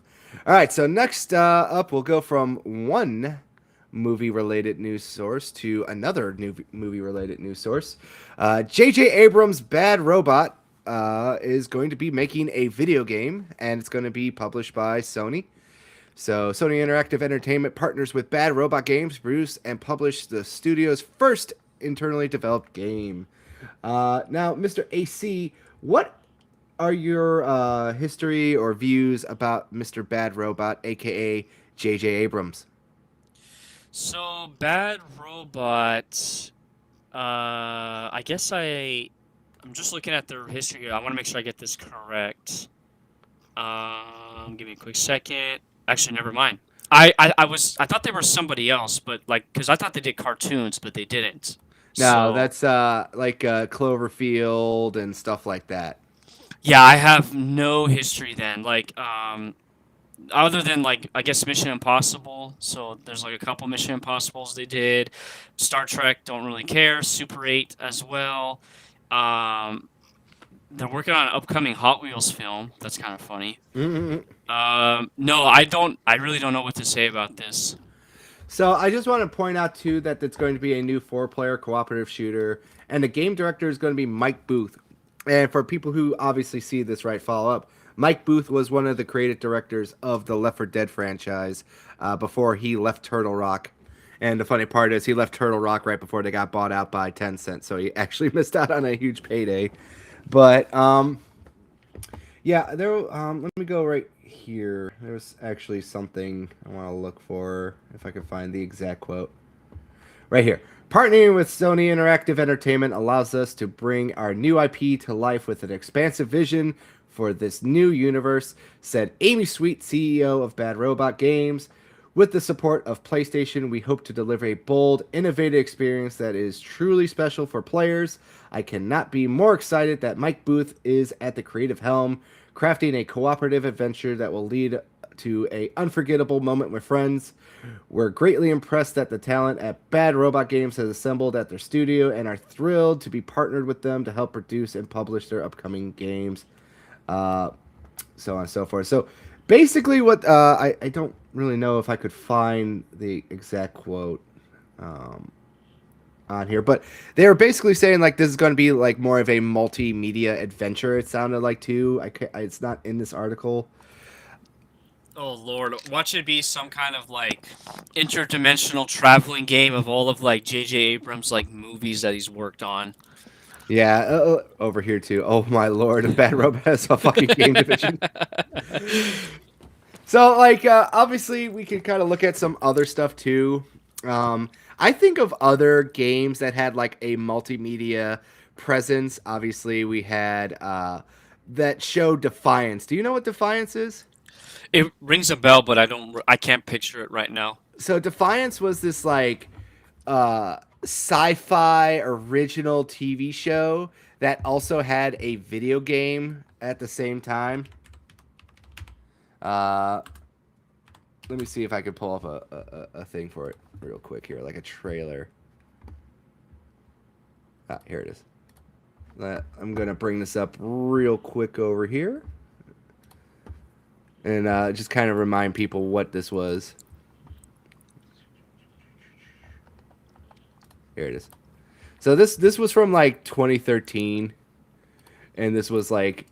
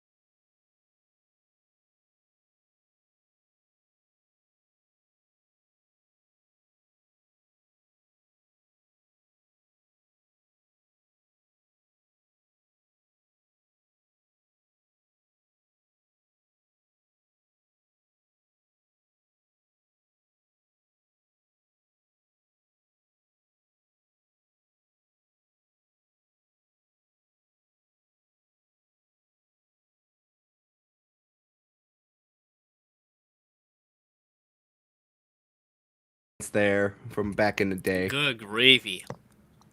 Ripstream because of music. Carl, why are you doing this to us? Well, I just want to show people. People didn't know what Defiance was. It was basically like a sci-fi action show and everything else, but it also had a tie-in MMO, and it had like weekly events that were reflective of the actual like TV show itself. And I kind of wonder if Bad Robot and Sony, because Sony is also a movie publisher, music publisher, and stuff like that. I feel like they're going to do a lot more with this. It feels like. So I'm curious what your thoughts are on that one, AC. Um, oh my goodness, I just realized there's gonna be some kind of Hideo Kojima collab for this. Like, if he caught wind of this, he's gonna find a way to insert himself into this situation because that's something he's probably wanted to do for a long time. Um, I don't know like how his relationships are with Sony per se, but I think they're yeah, pretty good because they're still publishing all the Death Stranding games for him, yeah, okay, and they yeah, did sell back the IP to him as well. that's true. I guess I don't think they'll do an MMO then. They'll probably do like instead of a four-player shooter, right? So, Yeah, like a co-op. It sounds like it's going to be a Left 4 Dead clone because they got the guy who made Left 4 Dead in here. oh, that's right. Okay. Um, man, I'm not looking forward to having a resurgence in like a Walking Dead type of resurgence then in this modern era if that's the case. Unless it's done well, Yeah, like like as good as Walking Dead. I mean, Walking Dead, Left 4 Dead. yeah, exactly. Yeah, yeah. If it's like a Left 4 Dead that it but like actual like a good show. So that'd be I don't know. I'm optimistically or curiously optimistic, I guess you could say. I just closed down an article. I didn't mean to. I'll have to look that up in a second here. So while I re-looked that up, also what I was going to say here. Mr. Diablo says Defiance is low key good, definitely underrated. I thought it was okay. Yeah. Carl, could you please play the Brady Bunch for 80-hour streams? And then Ando says Disney needs to bring back the Family Guy MMO. I don't even know if that's a troll or real, to be honest with you. What? Yeah, Family Guy MMO. I'm looking this up. Yeah. And AC, while I double check some of the stuff here. Yep, Family Guy Online. Massive multiplayer online role-playing game. Is partnered. It was a partnership with Canadian studios Roadhouse Interactive, Acronym Games, and 20th Century Fox. Free-to-play game that used the Unity game engine. Let's see. It was released on April 17, 2012. Interesting. I didn't know about that. Thank you for letting me know, Ando. That's hilarious. All right. You brought this article up, so this will be your wheelhouse right now while I go and try to find this other article I accidentally closed real quick. All right, yeah. So basically, this is a interview between this website known as RPG. I think it's called RPG site or RPG website, and they interviewed I think the head guy for this company known as Refint Games, and basically Refint Games worked on a remaster or like a modern day port of this Yeast versus Trails in the Sky alternative saga game. So what's interesting about this game is it originally was a PSP Japan only game, and it's like an arena fighter that uses like the Yeast engine. It basically takes Yeast 7, and that's like the engine of it, and then they made it like a fighting game where you're fighting like an NPC, and then there's also like multiplayer fighting as well. I don't know if it had online multiplayer fighting back in the day, but anyways, this interview is really interesting because I learned a little bit more about this company and I did some research on them. And basically, it's like a couple people, I don't know, maybe like 4 to 8 people, for example. And they're all just like passionate fans of like the Yeast series as well as the Trail series. But they're also like really big into localizing and modding and also like fan type of stuff, like fan translation type stuff. And I guess they decided to make their own company to try to bring or try to localize games for other markets. But at the same time, they decided that, hey, what if we try to go to Nihon Falcom, they're the people that own the Yeast and the Trail series. What if we went to them and asked them if we can localize and port their old game, like it says there originally was 2010, to modern consoles, and they actually they got authorization to do that. And they were able to do that, which is amazing because, like I said, it was locked to Japan and PSP only, and now you can play it on Switch, you can play on PlayStation and PC, of course. I think there might, I don't know, actually, there isn't an Xbox port yet. No, I don't think there ever will be either. Yeah, so It's really cool. I bought this game as soon as it came out. They also announced a physical release through limited run games, and so I pre-ordered that as well. Hell And yeah. I bought or I bought it on Steam, and I was gonna buy it on my Switch too to take it on the trip with me when I went to visit the U.S. But for some odd reason, this game has a reverse thing where they decided not to release it in Japan. Like they're still trying to work. I guess they're trying to work on releasing it in Japan because essentially it was like localized for the West, and they only brought it for the West. And I don't know if they're ever going to bring it to Japan again, which is kind of funny. So I was not able to play this until I came back, and then when I loaded the game up, I found out that like, oh, I should probably finish Yeast 7 because that's what the characters are pulled from Yeast 7, and also the characters are pulled from Trails in the Sky, like Part 2 or second chapter. So I like to finish those two games before I play this game because that's like the time period that those games combine together. So anyways, this interview is just interesting to read through. They just talk about like what they had to go through to localize the game, as well as like some interesting hardware type of questions related to like Switch 2 because these people didn't get a Switch 2 developers kit. A lot of indie developers don't even have a Switch 2 developers kit. So they basically built the game for the Switch, and because the Switch one emulation on Switch 2 is really well designed, it runs really well on the Switch 2 with like minimal issues. And as soon as they get the Switch 2 developer kit, they want to kind of mess around and see if they can add some interesting features for Switch 2 specifically. So, for example, Switch 2 has this thing called Game Share.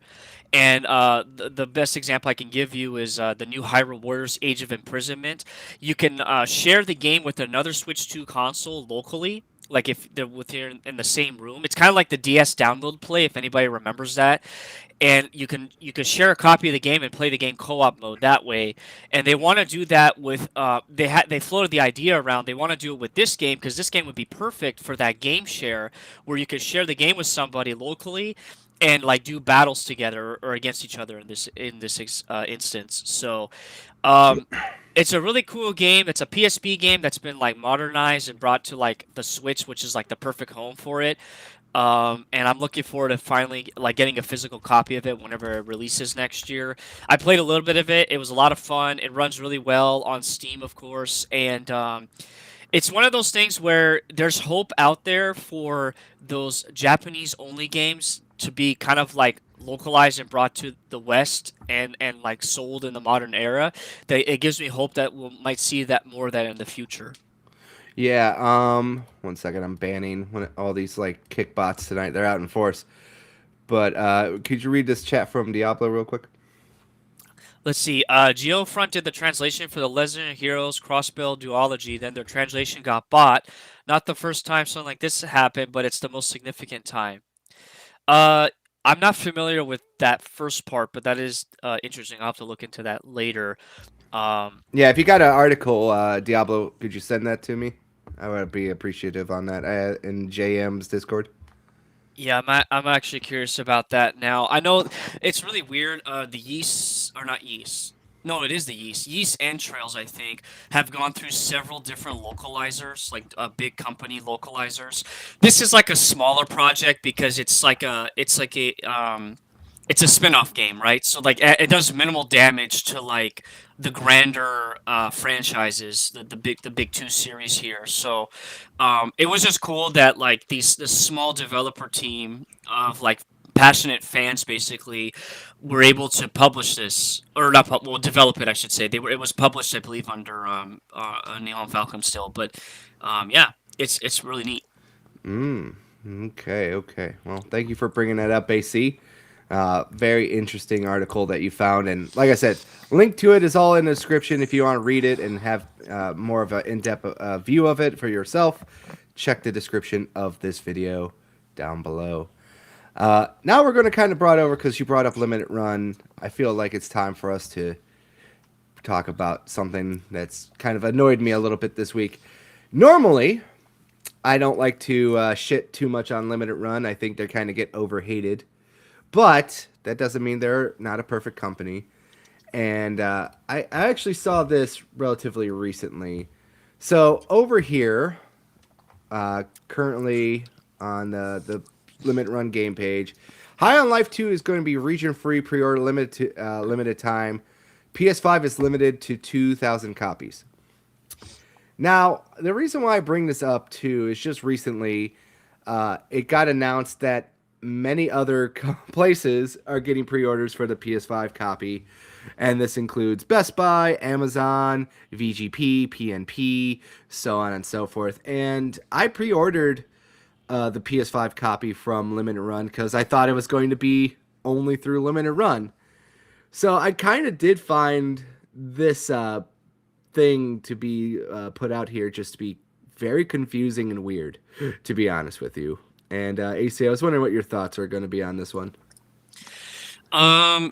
Yeah, I'm not sure like what is happening here. Well, actually, I guess I can say there has been a lot of miscommunication from limited run games to their like partners, I guess, or business partners, I should say. A few of them, yes. Yeah, I've seen that recently with like the biggest one was the Trails in the Sky first chapter, like deluxe edition stuff or the Bracer edition, Yeah. where like they just were not on top of like making sure that The that steel stuff. books. Yeah, the steel books and the other stuff that's included as well, like it was not ready and sold and shipped at appropriate time. So, but there's other stuff as other situations. This one's weird too because you said like other websites are having specifically PS5 pre-orders that are open as well. Yeah. So, yeah, I don't know. It is weird. Like, why is there just like a exclusive cover that is only from limited run games for the PS5 or like I don't I think don't. so. I haven't seen anything. The only thing I can think of is that maybe they meant to say the Xbox copy because they're the only ones I've seen so far that has the Xbox copy. And Yeah. and it got miscommunicated as the PS5 copy, which I find weird. But I did cancel my PS5 copy from Limited Run Games after this news came out, but I kept my Xbox copy because I'm like, well, I thought this was just going to be like a limited thing, and obviously, like, I've gotten some people go like, well, they were trying to advertise it to kind of get you into it. And I'm like, yeah, of course, but what's the point of like saying like, oh, we're going to only have 2,000 copies come from this game when Best Buy is going to have the same version that you're selling, and they basically said like, no, there's not anything special, and this is just the regular edition, not the collector's edition. Yeah, that is uh yeah, they're clearly dropping the ball on communication with their business partners and then obviously with the consumer like you that bought the PS or pre-ordered the PS5 version. I wonder or maybe I don't know, whoever the developer is for on Life 2, Squanch Games. maybe okay, so maybe they were able to find a last minute deal to get more copies of it sold or printed physically for the PS5, Hmm. and they just failed to let limited run games know. I don't know how they would drop the ball on that. So, um, there's a different angles you can look at it at, but now, like you said, it is a bit for you as the consumer. It's a bit irritating. It's like, hey, I thought you guys were limiting this, but I can go elsewhere to buy it now. Yeah, I thought that part was just like I said, the lamest part about it. Obviously, they still seem to be the only one that got the exclusive rights for the Xbox version of it, which is Yeah. fine by me because I'm an Xbox guy first, so I like to collect physically for Xbox when I can.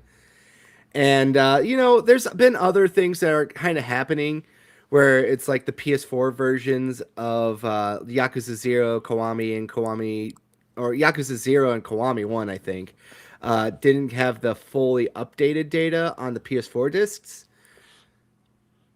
Oh Uh, yeah, they were selling. They basically packaged what do you call them? Warehouse stocks or yeah, of like those games, and they were selling them. They were Sega warehouse stocks or whatever. yeah. Yeah. So it seems like Sega sent them just over like all their backlog, but like the Xbox copy, they had the full updated game data on the disc because it was the first time they printed it on there. So it does feel like there's been some issues out there, and yeah, like I said, you gotta judge these companies obviously for when they fuck up, and you gotta also be fair because some people online like to overhate on things, you know.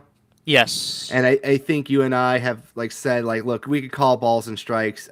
Generally speaking, if you get like just the basic girl edition, like they get to you right on time. It's always the collector's editions that have problems. Obviously, like the big thing with COVID, the Persona like forever waits. The Yakuza games that you and I both pre-ordered, where the collector's editions were delayed a month for quality assurance and stuff like that. There's a lot of stuff that happens, and I kind of look at this stuff like what's the old Miyamoto saying that everyone likes to use? A delayed game is eventually good, and a rush game is bad. I've never heard of that, but that sounds about right. Yeah, I kind of look at this stuff where it's like, look, I know it's not fun to wait for stuff that you paid for and everything else like that, but I'd rather them not send me a giant piece of shit that's all fucked up and messy and looks like shit versus what I was expecting it to be. You know, especially because this is limited item stuff. You know, it's like this is supposed to be a collector's item that never has an issue. You know. Yeah, I'm with you too. Like, as long as they deliver on the main product, which is the game itself, at the appropriate time, and then the special edition, collector's edition, whatever you want to call it, is like later on, but the product, like the quality of the product is fine. I'm okay waiting. Especially because nowadays, depending on the game, I buy it twice because I'll play it on digital, like on my PC, and then I wait for the physical to come in anyways. Like, that's what I'm doing with this Trails game. Like, I already knew that it was gonna take forever to get to me, so I was gonna buy it on PC and play it on PC regardless. Yeah. And I'll just wait for it. So, And also, just because we're kind of circling around to the Yakuza one, I don't have it pulled up right now, but Yakuza Kiwami 0 and 2 are going to be delisted relatively soon. oh yeah, I remember the freak out from that too. Yeah, I to be honest with you, it is a little bit over exaggerated, I think, but you know, I understand people like to pretend it's game preservation, but it's really just the day that ends in Y. We got to make drama for it most of the time. But like to be fair for that, go buy it right now. If you have like the digital version, you know, you can upgrade it for free for like some of them and stuff like that too. There are upgrade paths that you have to pay extra for Kiwami 1 and Yakuza 0 on PS5 and Xbox Series. Plus, they're also going to have like the definitives released too, replacing them. So I get people's issues and stuff. You also have the 20th anniversary of Yakuza 1 basically drop in. Yeah. Also here we got Diablo saying also unintentionally lied. The most significant fan translation turned official was Steingate.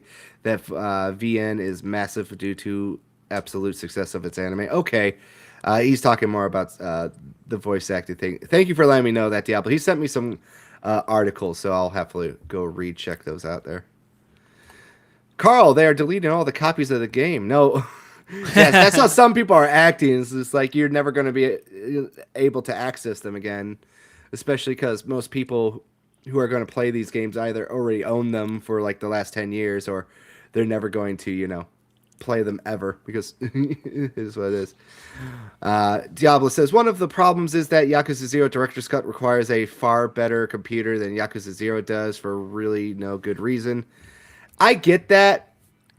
I understand that point, but generally speaking, I think at the end of the day, you're going to upgrade your PC eventually, so it's going to be a moot point in the future. Plus, you're going to be able to upgrade it whenever you want. If you already own the game, you're going to upgrade it whenever you want. You're not going to buy like the new pack and everything else right away. And eventually, it probably will be free. Go on. Well, I have a question. How many people are still playing PS3 level games on their computer? Like their graphics card are still equated to PS3 because that's when Zero came out, right? Was on the PS3. It was a cross one. It was PS3. I think it was on PS3. Let me double check. I'm pretty sure that was regardless, one of the biggest things that came out was this year, right? Was how Steam said that most average like the average user from when it comes to their GPU they're using like a 3080, correct? Right. So developers are trying to target the 30. It feels like developers are trying to target that 3080, Yeah. because that is the most. That's where they're gonna get the most money from, is all those people that are using the 3080. Right. So, um, but like if I understand it is annoying that a game like that is getting delisted, because it is like a lower powered game or whatever, and it looks really good still for like a Yeah, it PS3 does. title on the PC. Hmm. But like technology is moving forward. There's no going backwards, and um, you're gonna have to save up to get a graphics card like everyone else does, because that's what I had to do.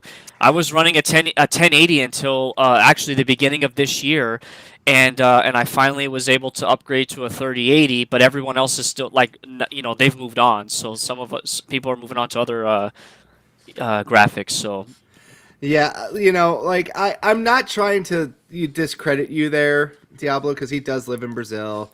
okay, yeah, And I stuff wasn't like that. aware of that. So that is, I can understand that being a bit of a huge problem. I should say Yeah, a really big problem. I was gonna say that I'm not trying to dismiss anyone for, you know, where they live and obviously the financial situations and stuff like that. I get it, but generally speaking, right now, if you own like a computer and you're a Yakuza fan, you already own these games.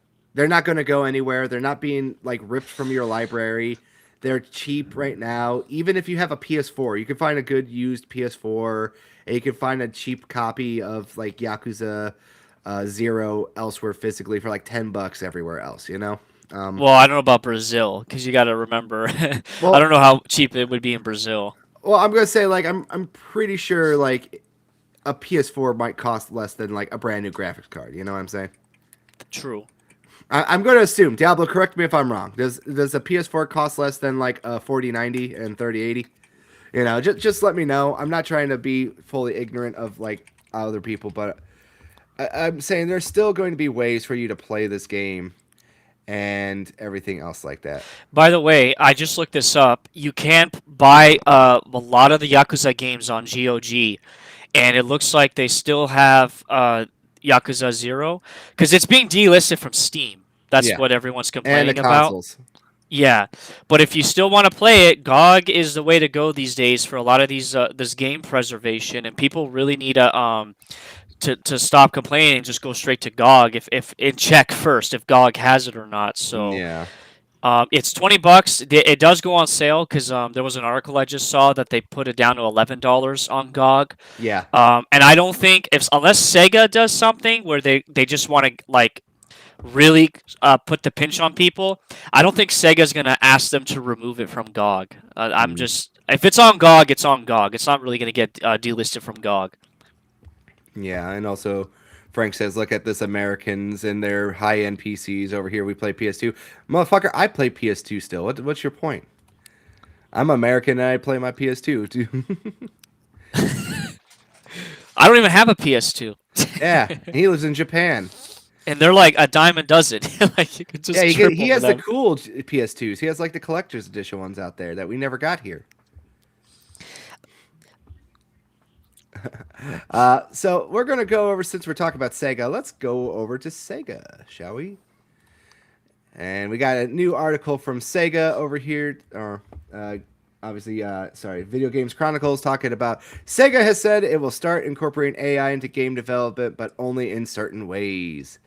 And there was a little quote right here. It says, quote, rather than fully following the trend towards the large-scale development, we will also pursue efficiency improvements such as leveraging AI, the company official answer reads. However, as AI adoption can face strong resistance in creative areas, such as character creation, we will proceed by carefully assessing appropriate use cases, such as streamlining development processes. The topic of AI, of generative AI, is one that is proving increasingly divisive as its use across the game industry becomes more widespread. So that is the quote there from the Sega reps, and I want to ask you, what's your view on this? So I have a funny feeling I know what they're trying to do with the AI. Like it's all about processes, like how they when it comes to It's like the internal workings of like a corporate company when it comes to like developing plans and like paperwork type of related stuff. Like they're going to use AI to make it a little bit faster and to generate that type of stuff a bit quicker and to cut down on AI is really good at helping you troubleshoot. I use it pretty regularly with my job for troubleshooting. So that could be something that they'll probably use it for. Um, but this like big scare that like everyone's trying to push around the internet is like they're gonna use it for games and stuff like that. The art and stuff. Like when it comes to like creating art and whatnot. Yeah. I think Japan.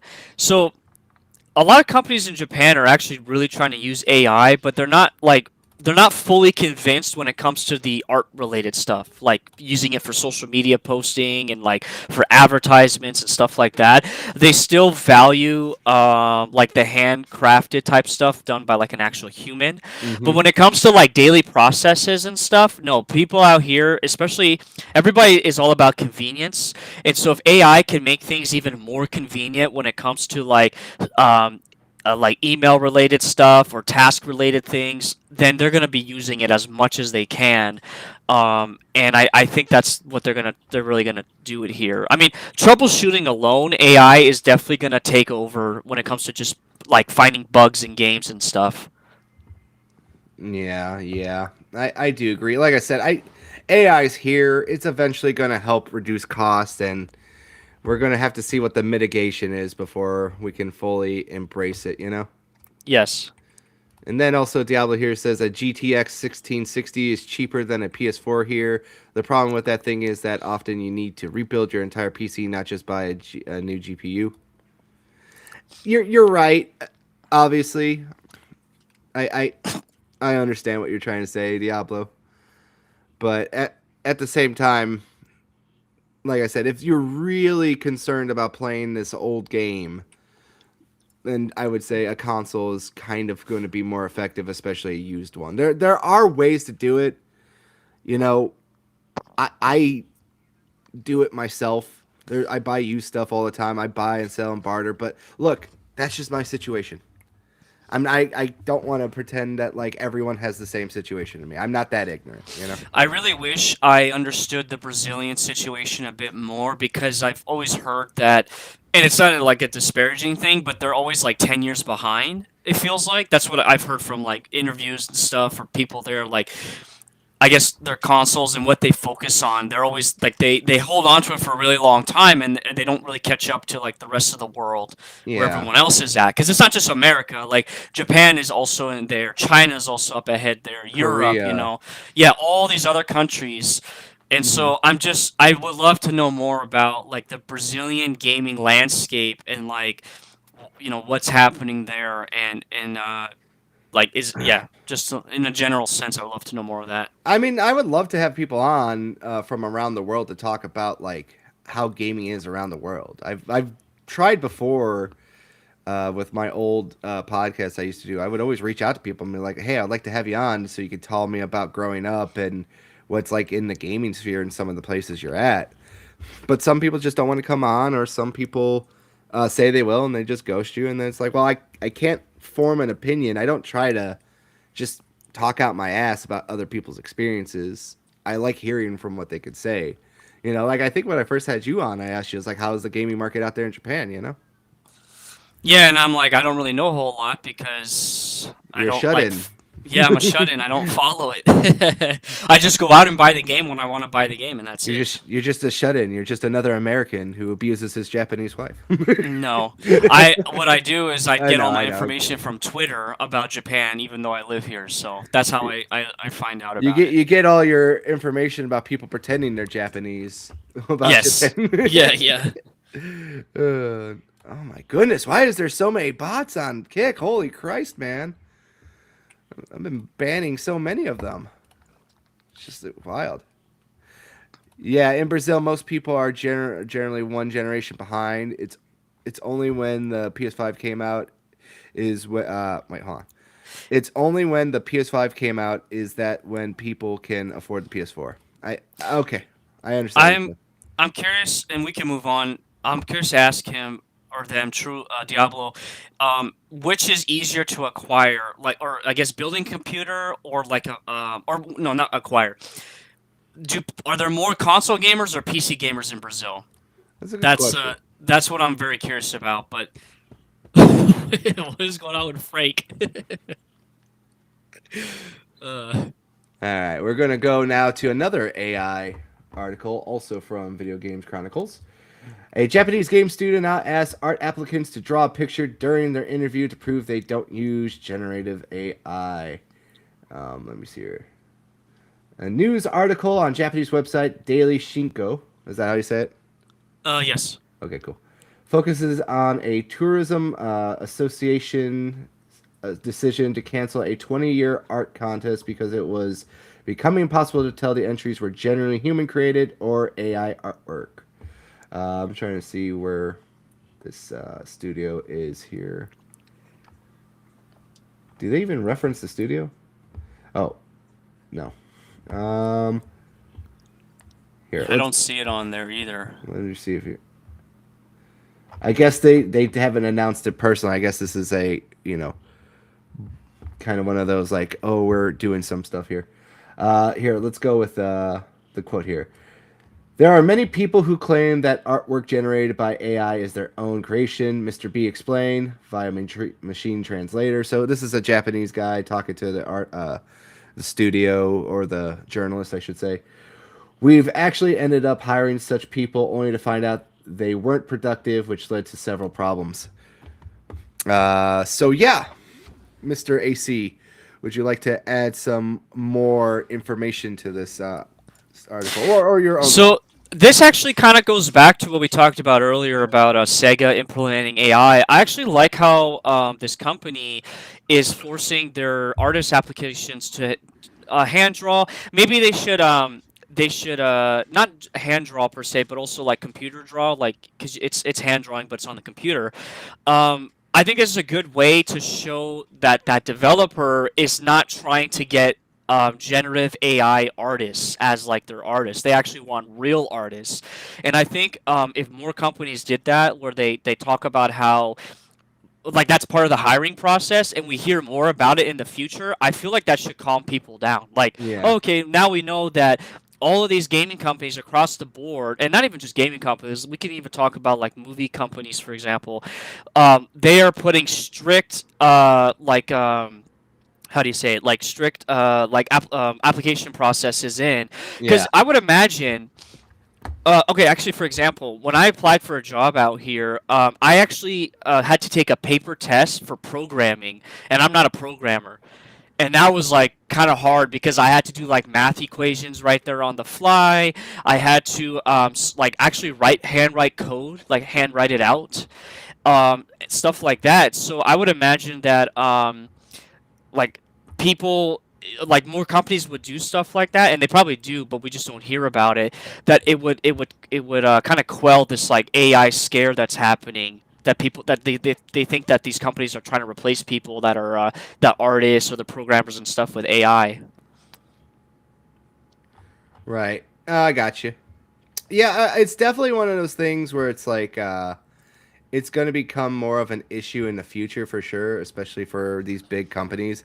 As the guy said right here, it's like they're hiring unqualified people because they're just getting in with AI generated art.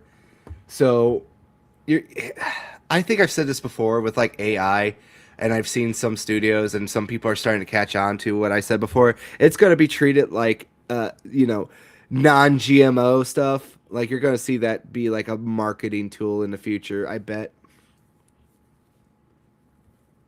Yeah, that's actually a good way of putting it, non-GMO, because I thought about it. I think it was like it was either earlier this year or late last year. Like the whole AI, all they have to do is put like somebody's gonna come up with a logo or a stamp that's like this is a non-AI made game. But that's the problem is if like you have a company like Sega that they're using AI for like the processes of stuff like workflow and things like that, then you Coding and can't really stuff. yeah, you can't really put that stamp on there. So um I don't know. I don't know how they're going to handle this. The thing is, humans are adaptable, and they will find a way to kind of like mark this and make it easier for people to figure out if AI was really fully involved in it.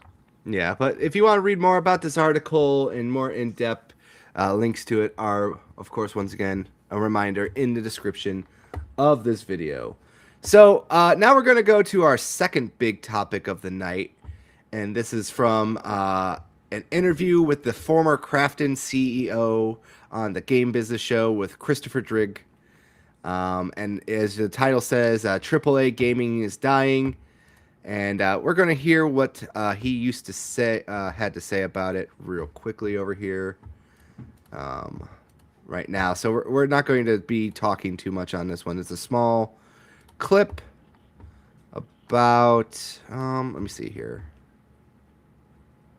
about 5 minutes long. So links to this is also in the description of the video. So I would highly recommend you go support the show and listen to the full interview because it's actually pretty interesting, to say the least. So let me go back here too, and let's start. I guess one of the things that you point to is that perhaps the old ways of doing things, the ways that's popularized by certainly Western AAA publishers, they don't seem to be working at all. And when you think about something, some of the big games, I don't want to call anyone out, but some of the big games that you would think were bankable hits, Yes. whether it's a Star Wars game, Yes. or even a game like Assassin's Creed Shadows, which has been a hit, but Ubisoft's relatively lowest expectations. But when you compare it to what the industry's doing, it doesn't seem to be, and some of these games just don't seem to be resonating in the way with players as they used to. And and I guess there's an element of perhaps we've been spending a lot of time and a lot of money and a lot of man hours and people on the sort of wrong things. And so I sort of agree with you. Do the old ways just not work at all anymore, or is it just is it a case of modifying it, or is it complete of,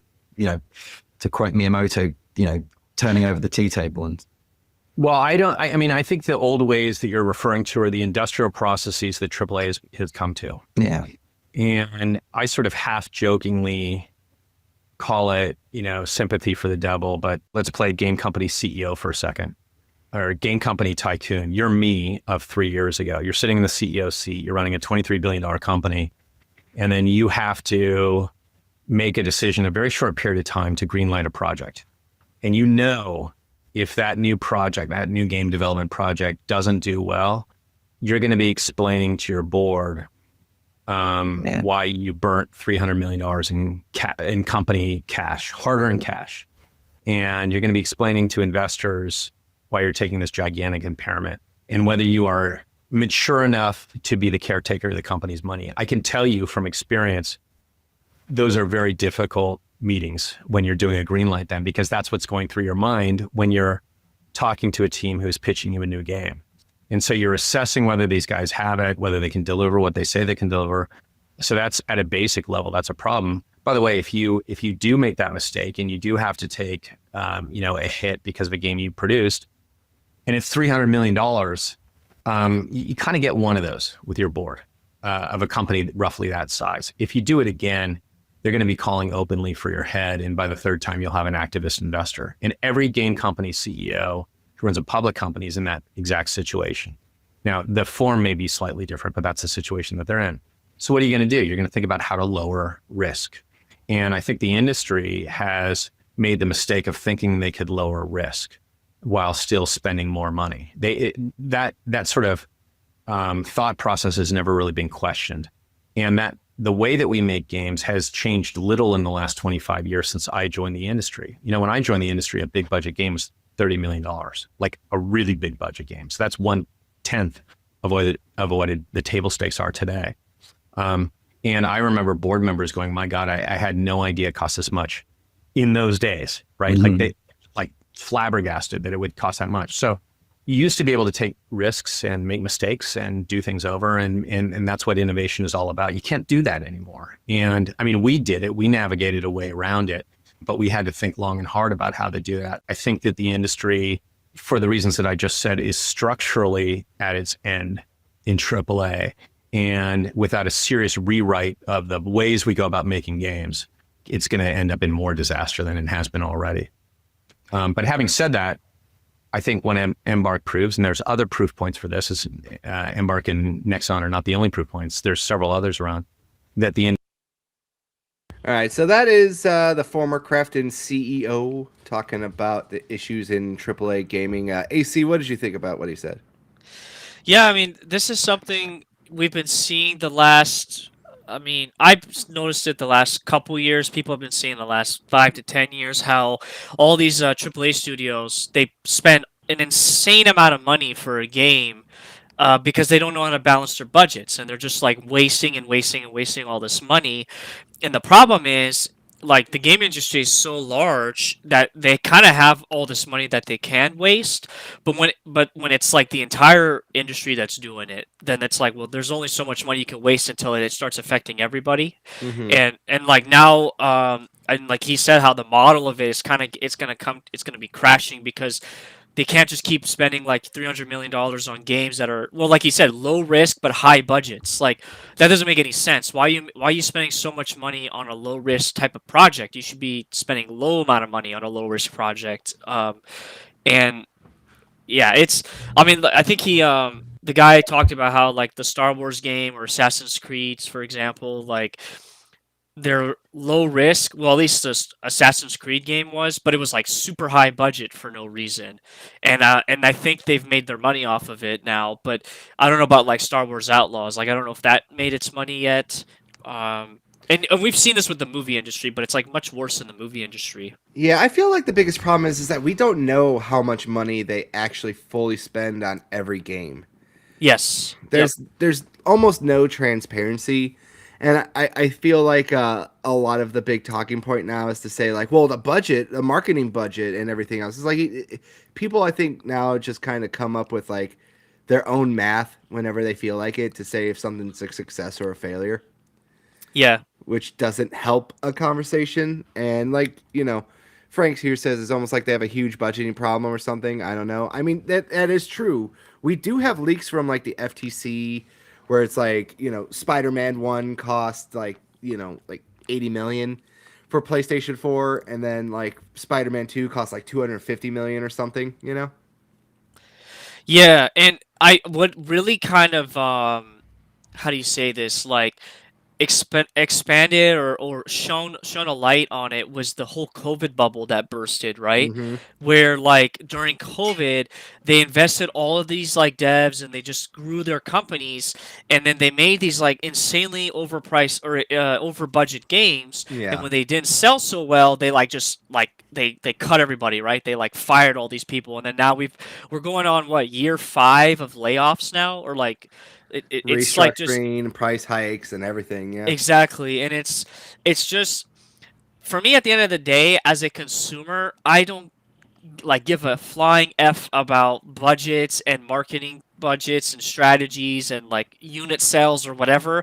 All I care about is if I go and I am interested in the game and I see a trailer for it and another person does a review on it. If it catches my attention and I'm interested in playing it, then I go and buy the game. Everything else Right. is not, it's not for me. I'm not a CEO. I'm not a I don't have CFO. stock in them either. Exactly. I'm not a board member, so like, why am I concerned about budgets and stuff? Like, is the game fun? Is it entertaining for me? And does it leave a lasting impression on me? That's all I care about. Yeah, and like you said, yeah, Frank, is like they thought COVID would never end. They literally went with the high school will never end. Whoa, oh. That's what they really thought, a lot of them. But I go back here too. This is one thing I kind of want to bring up. Aren't FromSoft games like 1/10 of the budget, but still make the same amount? The biggest problem that I guess we could kind of talk about this is the gamer's paradox, as I keep referring to it. You never know, as a CEO of a multi-billion-dollar company, as he was saying before, it's like you make some bad mistakes, they're going to come after you, Yep. and they're going to want your head, and they're not going to be as lenient and tolerant. So it is a lot tougher to be the CEO of a big AAA studio, big AAA company, and stuff like that. And I think everyone here is on Twitter or has been on Twitter or hangs out with people in the terminally online space and stuff like that. When you listen to gamers talk, it is very impossible to really understand what gamers want. And I brought this up earlier in the week, and it's like gamers constantly say, like, we want new IPs, we don't want remakes, we don't want remasters, we don't want this, that, and the other thing. We want, all this stuff to be brand new. We want to be tested. And also at the same time, they want everything to stay the same, and so on and so forth. And they be don't like want $20. change. Yeah. And the problem of like reality is just like when people when we've talked about this last time you're on, is like video games are made for everyone. Like even like the most hardcore Dark Souls game is like, it's still mainstream, it's still popular. Millions upon millions of people love to play those Souls games.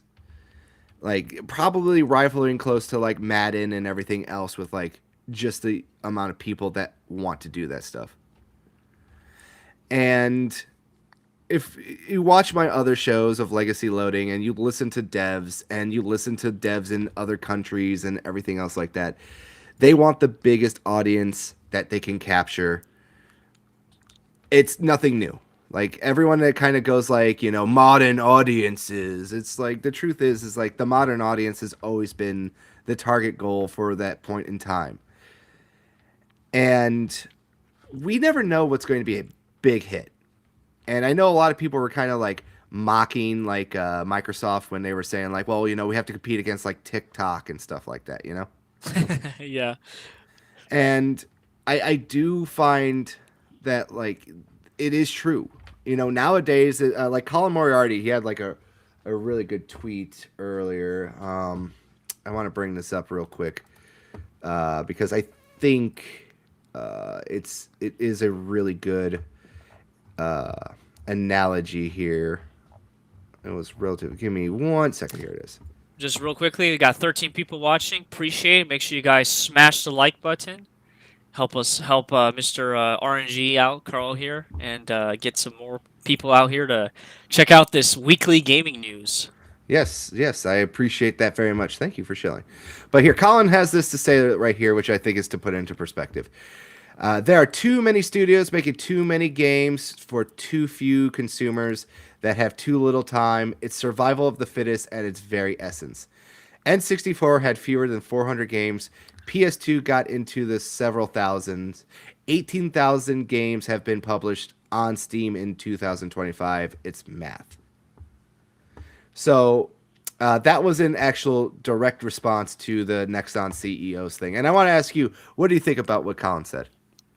So I understand the first part. It's the second part that gets a bit confusing. But the first part in isolation, how it just goes back to the basics of why are they spending an insane amount of money for such a niche game that they're not going to attract a lot of people. And I think it's like their market research is wrong. Like I think it comes down like their market research is completely wrong. Like obviously the biggest example was Concord, right? Like they did all this insane market research because they decided to go with these ridiculous looking characters and all this other stuff, and then the game came out and it failed excuse me, in 7 days, and it was like pulled off of shelves and stuff, and it really came down to just poor market research and obviously poor decision making at the top, because we can't really blame the individual artist that was ordered to basically create these ugly characters or the weapons or whatever. Can I add a little bit more? Sorry, to the Concord thing. Yeah. There's a lot more to Concord. I think people need to also understand too. The studio that made Concord, a Fire something. I can't remember. Fireside or Fire? Yeah. I think it's Firewalk. Who cares? Yeah. They're closed now. They were made up of a bunch of ex-Bungie devs, and I think a lot of like Bungie, when they were bought by Sony, they tried to convince current leadership to also buy that studio. On top of that too, Sony was trying to do a multimedia strategy with that game as well, because there was a Concord TV show. Yes. Yep. So I think when they said they spent like 400 million on a game, I feel like they spent that much money because they were trying to make it more than just a game. They were trying to make it a live service. They were trying to make it a TV show. I think they kind of got shanghaied, by the Bungie staff, because if you remember all the Bungie stuff that they were talking about,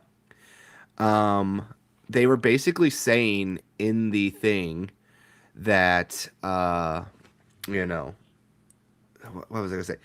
But like Bungie was behind a lot of their live service stuff out there, and also we gotta Yeah. give a shout out to Chromasis. Hey, caught it live. Hey, Chromasis, how you doing? Hey, If you want to welcome. stop by YouTube, please stop by.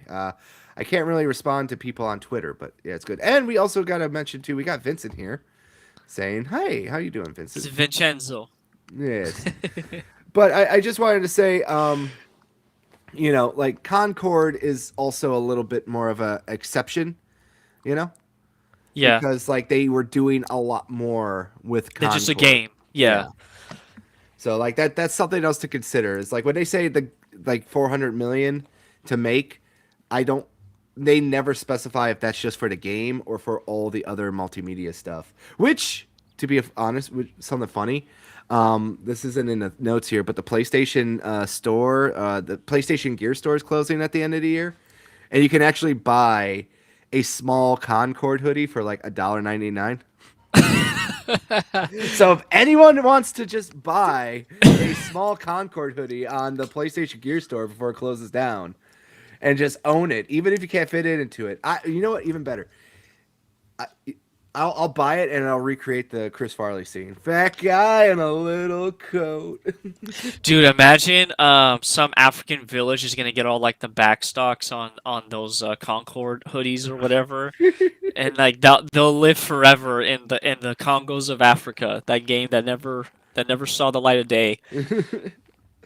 But yeah, to kind of like I guess wrap up or close up this thing, I wish like gamers would focus on just talking about the content of the game and not all of the extra stuff that is like high level things that we're not privy, we don't have access to, the budgets, the process of stuff behind the scenes, and all of this like executive stuff that happens at these companies. Like I just want to sit down and talk about, like, was the game fun? Did it do something different? Did it do something interesting? And like, if it was terrible, like, what happened? What went wrong from a design perspective? Instead of just like money this, number this, marketing this or whatever. Like I'm sorry, like all of us that are out here talking about games, none of us are in the game industry. Right. So like we really have no idea what's happening. I can go and talk to a friend of mine who is in the actual game industry, but he only knows like so much because of what he does in his like limited field. So Yeah. It's impossible to know everything about gaming, and that's kind of why I wanted to start doing the show. I mean, it's literally low effort. Let's be honest here. What I'm doing here is not like that strenuous and hard, but at the same time, you would be surprised with how much gaming news that we get inundated with that we just kind of come and go and forget about. Like the links room that I created just recently. Were you surprised at how many stories I kept pumping out in there? bro, you're like putting out the press faster than the press that Ben Franklin started. Like it was insane. Like my phone was just going off with all these links you're dropping of all these like stories and stuff, and like gaming news basically. And this is stuff that gets ignored, and because it's like not sensational enough, and it's not enough for people to make a quick Elon buck off of. So Yeah. So speaking of sensationalism, this one I'm going to have you read because this is from good old Japan. If you would please. So, Venus Vacation Prism Dead or Alive Extreme is the first title to launch on a new Japanese browser-based platform for full-price console games. And this I do know a little bit about because I looked into it yesterday, and I was kind of surprised to hear about this. So, what it basically so Tapfoon is the website here, or the platform, and what they're doing is they have so this Venus Vacation game, so it came out on PlayStation 5, but you can also play it on the Japanese Steam store, and you can also buy it through another company, another like PC website that's only in Japan, and that's how you can play this game. But what they've decided is they're going to take this game and they're going to put it on this Tapfoon browser website, or browser-based platform, excuse me, and you'll be able to play up to a certain point in the game for free, and then if you want to keep playing the game, you need to spend like X amount of money per 30 minutes. And so obviously this is like a really like kind of scary type of like business model here where yeah, you could play a game for free, then afterwards you got to pay per 30 minutes to keep playing the game. Um I'm not surprised that they're doing this, but at the same time it's like what like market research did they do to come up with this? Or I don't know if there's other games that are like following the same model here of doing it. Which by the way, if I can also add, so Sure. Or Dead or Alive Extreme, it's called I think it's called Scarlet on the Switch. That one you can actually download for free and play. If you guys didn't know that, the digital version is free to play. However, you are limited on a lot of stuff you can do when it comes to like customizing the girls that are in that game. But you can play that game for free to a certain extent. And then it has a lot of like pay Plot. to There's a lot of yeah, a plot. lot of plot, but like it has like your typical like MMO type of services to it, even though it's not an MMO, but like paying for services type stuff. This is completely different because they want to charge you per 30 minutes that you play after you play it for free, for up to a certain point. So I don't know. It is a weird thing. I'm just gonna buy the game on PS5, like the Asian version of it, because it has like the English. It's the only version of it, by the way. Well, the console. You mean the only console version? Well, yeah, the only physical versions are Asian, yes. Yeah, it's So that's the version I would recommend people to buy. You have to go through Play Asia and specifically get the Asian copy, not the Japanese copy, the Asian copy of the game, if you want to play it in English. I don't know why they didn't bring it to the West. I'm not sure what the deal is, but There's too much plot. We Americans can't handle the plot. yeah, I guess so. Too complex. It's competing with the modern American women. That's the problem. It competes with them. That's yeah. Yeah, how do you know that, AC? Let's just say I did it for research. Research with the. It's okay. My wife was in the room with me, so she saw me play the game, so it's all good. I got the green light of approval to do it. Yeah, like I bought it to find out which women my wife considers to be a threat in real life. That's Exactly. Yes. That's what these video games are made for. Is you find out which women that your wife are threatened by, and then you have more abilities to gaslight them. But yeah, it is like a weird business model for like like a console game. I can understand, I guess, like a mobile game, but this is like a full-on console game that they're throwing this like business model on it. So yeah, I do find this interesting. So like, obviously, the Japanese culture is been talked about. I'm going to say this from my tangential, like, hearings and rumblings and stuff. And I want to see if you agree with me on that. It's been more focused, at least on like the mobile side in like the cities, internet cafes, stuff like that.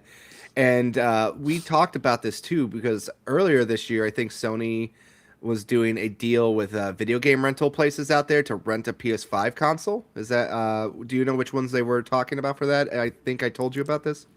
yeah. So there's this store out here called Geo, Geo. I say Geo, but my wife corrects me. She always says it's Geo because it's how you say it in Japanese. And Geo is basically the Blockbuster of Japan right now. So you can buy and rent games and movies from them. And yeah, they started doing PS5 rentals because well, that might change now because of the new Japanese only PS5. But yeah, they were doing PS5 rentals so people can rent it and you can play a game on it, and then that's it. So You know what? Nah, you gotta thank your wife for me later too, because I was calling it Geo as well in my video. but that's what I was calling it, and I still call it Geo. I don't care because Geo sounds gay. Geo. Let me hear you say Gayo. Gayo. Yeah. I just got caught in my head. I just couldn't help it. No, but yeah, because like we talked about that too. Apparently, Gail has the good old steel books that I love so much. Yeah. Yeah, like if you didn't watch my video, I found out my Persona Dancing All Night Steelbook is an exclusive for that chain that AC was talking about. And it's like almost $300 now. Yeah, go check out that video. A lot of cool steel books there. Yeah, definitely check that out. No selfless plug right there. But yeah, this was very interesting. But yeah, I feel like there's a market out there in Japan, and if you could do some more research on this for me about like for like a future episode that we do. Yeah, for I would imagine this is definitely in the dating sim market that this is works really well. That's my goal, my guess here. Yeah, well, you said you have a friend. Maybe you could reach out to him and maybe see if he could give some answers or help you point in a direction if you could. Okay. Yeah, because I'm curious about this too, especially with this new platform. What was it? Tap Fun? Tapfoon or Tapfoon. Tap Fun. Yeah, I guess if I'm saying it in Japanese, it's Tapfoon, but Tap Fun, yeah. Okay, cool beans. All right, so I'm very interested as they put a pin in this and keep this as an ongoing topic for a future show. All right, we got one more smaller, and this is kind of like a big one, but more of a smaller subject over here too, and that is with current issues with RAM and stuff and that, and it's Micron to exit consumer memory business amid global supply shortage. And basically, the long and short of this is they're going straight into making RAM just for AI, and they're not going to be doing stuff for this. Kind of get around to it. So, AC, what is your thoughts about this? I'm actually not caught up on this whole RAM like crisis that's happening. I just heard that apparently like prices are going up and people are gonna have to take like second mortgages on their houses in order to buy like new RAM for their computer rigs. So I guess it sounds like based off of like the internet and stuff, it was a pretty crazy thing to hear that Micron, excuse me, is like they're leaving the business because like they provide so much. So, but I really don't know. I don't really have anything else to really add because I'm not. I'm still trying to catch up on like why is there a big boom in this memory stuff and then yeah, can't you just download more RAM? Exactly, that's how it works, right? So From what I understand, it's just like it's all because of AI with all the data centers and everything else that are popping up. That they are kind of making a big move about it. We saw it with speculation that Microsoft might raise prices on an Xbox again. PlayStation and Nintendo would follow suit too as well, even though they are supposedly like better equipped for it. But there was another article I also didn't include. I cut it just because I was like, well, we're kind of got a bigger topic coming up to end it. But you know, they're also making deals with other countries like Vietnam to make more consoles and stuff like that. So it's more stuff that's kind of happening in the gaming industry where it's like you see what's going on with like Taiwan, America's initiative to try to make more chips and stuff like that in this country, other countries trying to take away and break away from China's like stranglehold on the business. Even you said you watched the Nvidia guy, right? Did he mention anything about this in his Rogan interview? No, so his Jensen Huang, who's the CEO of Nvidia, yeah, he was on Joe Rogan recently. Fantastic episode. They didn't really talk about the shortages and stuff like that. It was just more about I don't want to spoil it because it was a really good episode, but it really centers around the American dream is what they talked about, and it was a very good insight of who this guy is and like where he comes from. But no, like I thought because when I watched this episode is that GPUs are really driving the AI market right now. It's really GPUs, but I didn't know like RAM was also part of it because now we have this article and the RAM shortage that's happening right now. So I'm gonna have to look more into it because I thought when it came to memory, it was always the GPU's VRAM, the virtual memory that's inside the GPU, and however that's connected or whatever. I didn't because like I saw a funny photo. I don't know if it's true or not, but there was like a like 64 gigs of RAM. It was on the store shelf and it was going for like $800 or something. And I'm like, wait a second, like it's regular RAM that's gonna get like insanely expensive. Like, what's going on here? So, yeah, but if you guys should definitely go watch it. At least watch it on YouTube. That latest interview, fantastic. Everybody will benefit from it. I'll drop it in the chat actually. Yes, please do. And I Oh, he's dying over there. yeah, I'm still getting over my illness. It's hanging on for dear life. But thank you for that. But yeah, like I said, more fucking problems as usual that we cannot avoid, and just keep that in mind. If stuff is starting to get more expensive, this could be a big reason why for everyone. I'm a Luddite, so I have no idea what the fuck any of this really means. But for someone else usually smarter than me, this means something more to them, and that's why I brought it to attention. I feel like we should get a industrial kind of boom in the next couple of years. Meaning, like, I think they'll find ways to manufacture this stuff about a lot better and maybe cheaper and stuff. Because this can't go on forever. You know, like if it's gonna hurt the consumer, like us, like we want to buy memory to upgrade our PCs and stuff. You know for sure it's affecting the big companies that need to buy a bunch of it. Billion-dollar companies like Yeah. Apple and everyone, yeah. Yeah, because they need to use it as well, and that this is not going to last forever. This can't last forever. It's not. It's going to kill the market. So Yeah. All right, that is the last bit of news I got. I don't have too many game trailers this week. AC, do you have any that you'd like to talk about? I feel like I saw one recently, but no, sadly no. Let me double check something here real quickly on my screen because I try to at least have a couple, but this week there hasn't really been too many that I think anyone cares about or probably would have seen or interesting. No, I don't see anything, but I do have one, and this was just kind of turned on to me recently in a Discord group. And this game is in early access, and it's more of an indie game. And unfortunately, it's a horror game, so I'm sorry, AC. I don't mean to do this. Oh my to you. goodness, you keep cursing me with these horror games. But this game is called White Knuckle, and I wanted to kind of show it off because I actually heard good things about it after looking into it a little bit more too.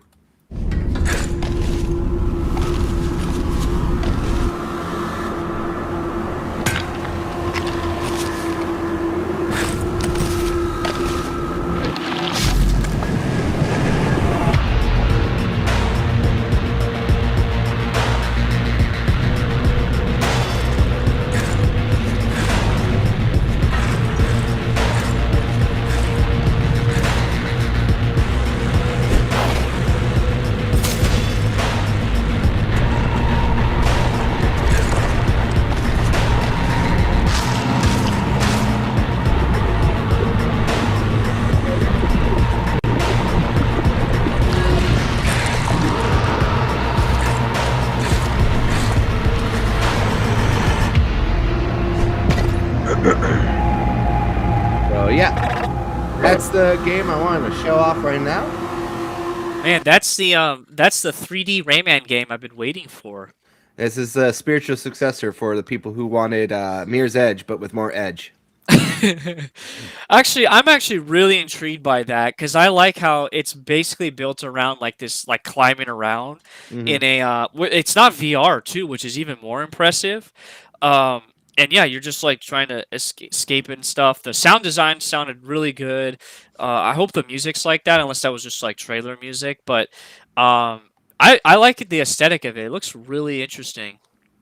Yeah, and there's Chromasis over here on YouTube. Hey, how you doing? Nice and crunchy. Hey, welcome. Yeah, I know this game. Like I said, it looks interesting. Not a game necessarily I think I would get into, but from what the sales pitch was, it was more like a roguelike mountain climber kind of game, which seems to be like the trend right now in the industry. We've had mountain climbing games suddenly pop out of everywhere. Yes. I don't know why. I didn't know the international sports of lesbians was coming back, but here we are. But yeah, checking this out here. I figured this is the only game trailer that I kind of caught me off guard this week that I kind of wanted to share because I've never heard of it. And I figured if I never heard of it, that means most of the people that follow me have never heard of it. So I just wanted to show it and give some love here. There is a demo available on Steam and Itch.io. Is that what is it? Itch.io. Itch.io. Okay, I thought it was something else there. Yeah, itch.io is a very famous like indie dev site that you can play a lot of free games on. So Yeah, so go check it out there. And also, Chromesys says here another horror game that is out is Routine. Yes, actually, we talked about that earlier in the show. It was part of the games that came out this week, and we did mention that as well. It's also on Game Pass, and it's only $24.99 as well. So not that expensive of a game. As a reminder for people who might want to check that out, a very cheaper game. All right. So the final subject I kind of want to get in today, and this was from last week, but because I was sick, I didn't really get a chance to talk about this one. The Golden Joystick Awards, which is probably one of the first major game awards of this cycle, mostly fan voted and based out of the UK, happened. And on top of that, too, yeah, I know, Carl, it ain't Japanese. Yeah, I know. Give me a break here. I don't know fucking this shit all the time, all right? I know a lot, but that doesn't mean I'm fucking the smartest man in the room, all right? So the Golden Joystick Awards came out. Well, they had their award show, and well, we got here. Well, actually, no. We'll save that one for the end there. But I want to get this big one out of the way. So they had like their big one here. So obviously they had like best audio design, early access game, like a bunch of like bullshit awards, as I like to call it, just to fill the air. But the big winner here, Ultimate Game of the Year, which is like the game of the year overall, was Clair Obscur Expedition 33. And it got me thinking a little bit more.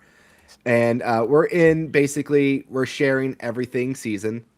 So these are all linked down below, so you could kind of check them out.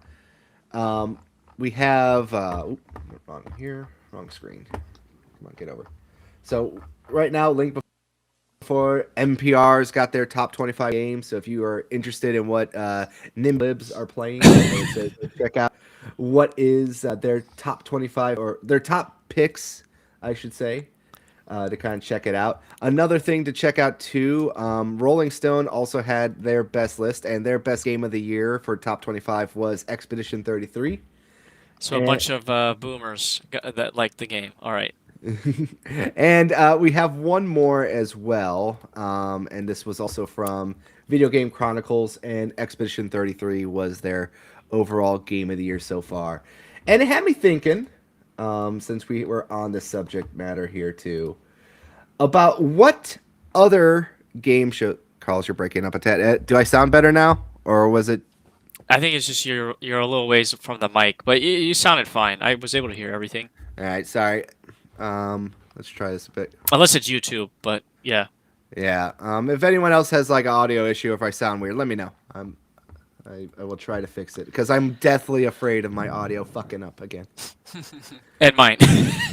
Yeah, exactly. But basically, I decided to go back, and I wanted to compare the Game of the Year awards from all these major organizations and kind of big shows and stuff to each other. So the first one, AC, if you could bring up a pad and keep track of this real quick here.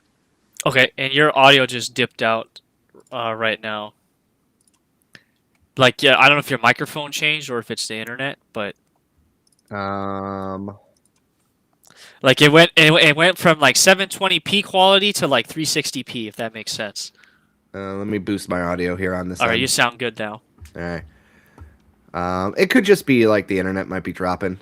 Yep. So, what's this note I'm gonna take right for you? Like, is it game of the year? Yeah, you're gonna write the year, the game of the year, and the organization, and we're gonna compare them all. Sure. All right, I'm ready to go. All right. So the first up here for people at home to see, we got the Golden Joystick one, and I'm gonna go with the Ultimate Game of the Year one. So last year, 2024, according to the Golden Joystick Awards, Black Myth Wukong was the Game of the Year for 2024. All right. In 2023, it was Baldur's Gate 3. In 2022, it was Elden Ring. And in 2021, it was Resident Evil Village. And then 2020 was The Last of Us Part 2. And for everyone who doesn't know what the Golden Joystick is, it's mostly a fan-driven voting experience So this is, according to gamers, what were the best overall games of the year that year, with the higher voting. And I think this year they said like roughly 25 million people voted for this year's Golden Joysticks for Game of the Years. So there's some more information for you out there. And the winner for this year was Claire Obscura Expedition 33, as we said before. Yep. Now, we don't have the full data for, obviously, the Game Awards because it hasn't happened yet. But I figured it would bring up the Game Awards. And we'll go right to the same time frame as the other ones. So, right now, the Game Awards is mostly the industry for the media and the critics and stuff like that as well. So, in 2024, Astrobot was the winner at the Game Awards for Game of the Year. In 2023, it was Baldur's Gate 3. 2022, it was Elden Ring. 2021, it was It Takes Two. And 2020 was Last of Us Part 2. Gotcha. And then the last one that I'm going to share is the DICE Awards. And for people who don't know what the DICE Awards is, the DICE Awards is the gaming industry voting for itself at this point. So these are the people in the industry that vote for other devs and recognize each other. So it's basically the devs honoring the other devs. So with that being said, 2024, the Game of the Year was Astrobot. In 2023, the Game of the Year was Baldur's Gate 3. In 2022, it was Elden Ring. In 2021, it was It Takes Two. And then in 2020, it was Hades. And shout out to you for this one. Untitled Goose Game. Yeah, hell yeah. It was the Game of the Year in DICE Awards in 2019. So Love it. I wanted to bring it up there just as a fun little shout out as I saw that. So, AC, how many years were the Game of the Year basically all the same? So, well, okay. I'll do this. When it came to three, so there's like three groups here, right? Golden Joystick, excuse me, Game Awards and DICE Awards. Yes. When it comes to all three of them being the same, it was 2023 with Baldur's Gate 3 and 2022 with being Elden Ring.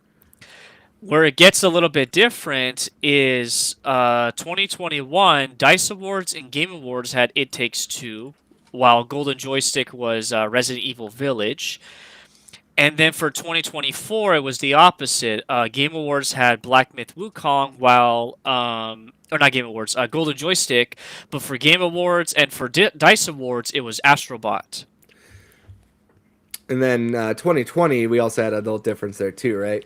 Yeah, 2020 was The Last of Us Part 2 for both Game Awards and Golden Joystick, while the DICE Awards went to Hades.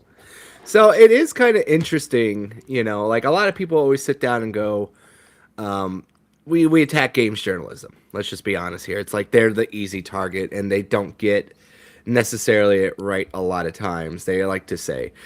But I feel like it's, you know, very telling that, you know, they usually are almost perfectly in line with a lot of these. Like the devs, the fans, and the critics almost seem to align, at least at some point, more than they greatly diverge.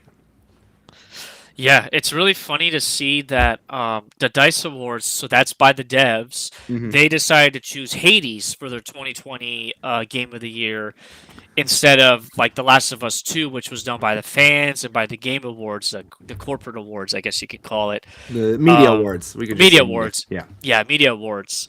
But then the next 3 years they kind of overlap, except for the fans really enjoyed Resident Evil Village for 2021. So it seems like there's some interesting overlap happening there. And if I were to predict, so Golden Joystick, we already know Expedition 33 won. I know for a fact that Expedition 33 is going to win for this year's Game of the Year for the Game Awards.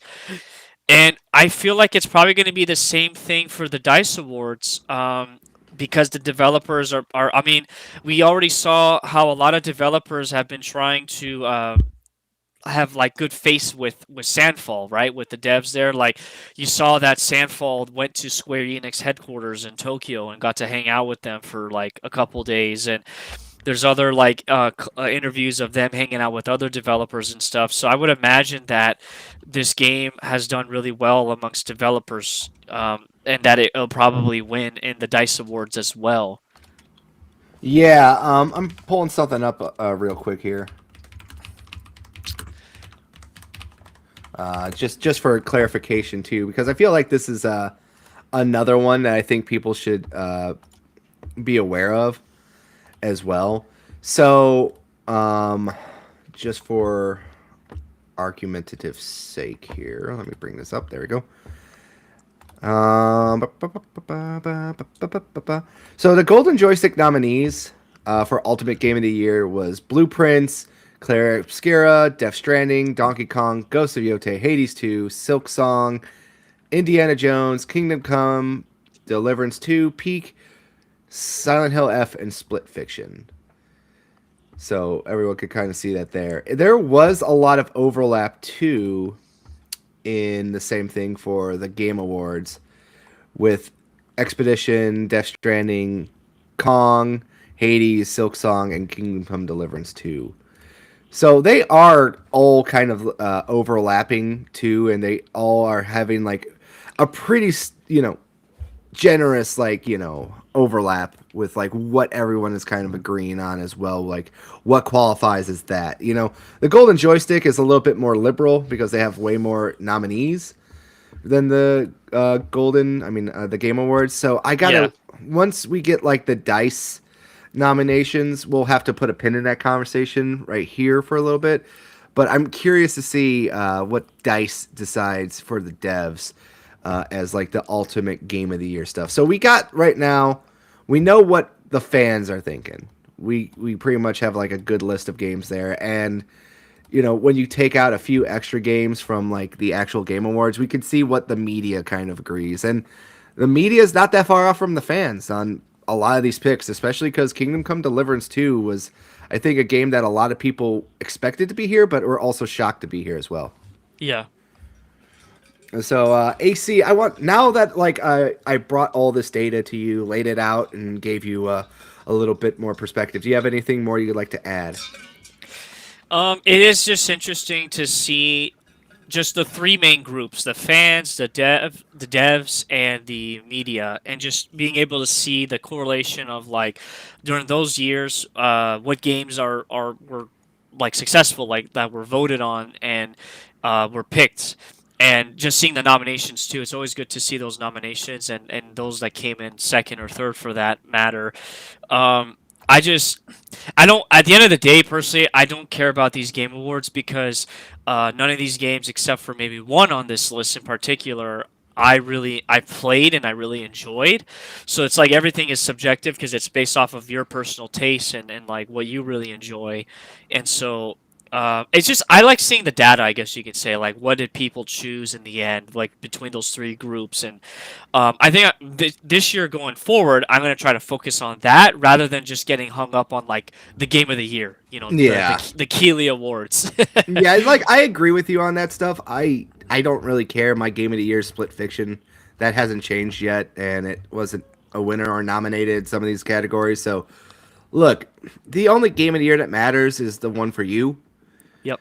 And that's all that fucking matters. I always say that. It's like that's just the truth. The only person that you can trust is yourself, right? Well, on most good days, right? Yeah. But also, I want to take a shot at Neo since we're here, because I know he will be watching this later.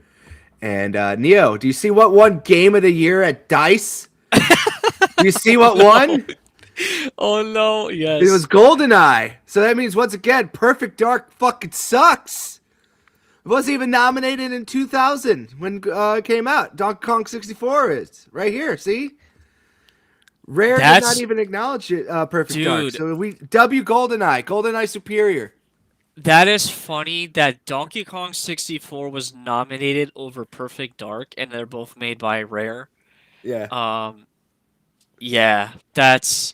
How did The Sims win? I mean, I guess that was a pretty revolutionary game, Yeah, but. it was. I think a lot of people forget just how fucking revolutionary the Sims was. Oh, Ah! here. Yeah, there he is! There he Speak is! of the devil, there he is. I don't know. The devs themselves, the dev community says it's better. So there go icto facto. Dude, Listen- we are going to fucking have a field day next party chat, Ryan and me. I'm going to bring this up. And we're I'm going not part of this, Neil. I am not part of this. Please. I'm kidding, Neo. I just saw this earlier when doing research and I just wanted to like just troll. I was like I didn't know if you were watching live, but I'm like, oh, there's going to be a comment.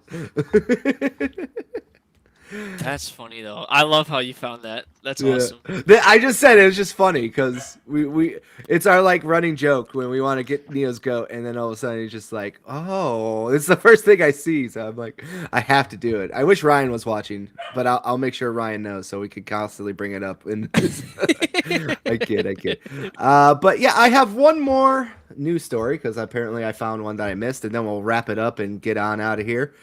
Right now. Creative Assembly confirms that new Total War game will be revealed at the Game Awards. It is currently the 25th anniversary of the Total War series, one near and dear to my heart, and also to friend of the show, Mr. Nasmer. Shout out to you, Nasmer. I'm so happy you're back, and I can't wait to talk more about this with you at a later date. But they've just announced that they're going to be doing Medieval Total War 3. And we're all concerned that it's going to be shit because Creative Assembly has kind of been shit for a while. But I thought this was interesting where it says, could this be the rumored Star Wars game? So there's been a rumor going on right now that they're going to make a Star Wars Total War.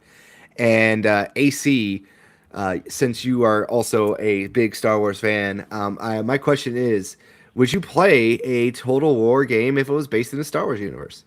I would, depending on which time period they choose.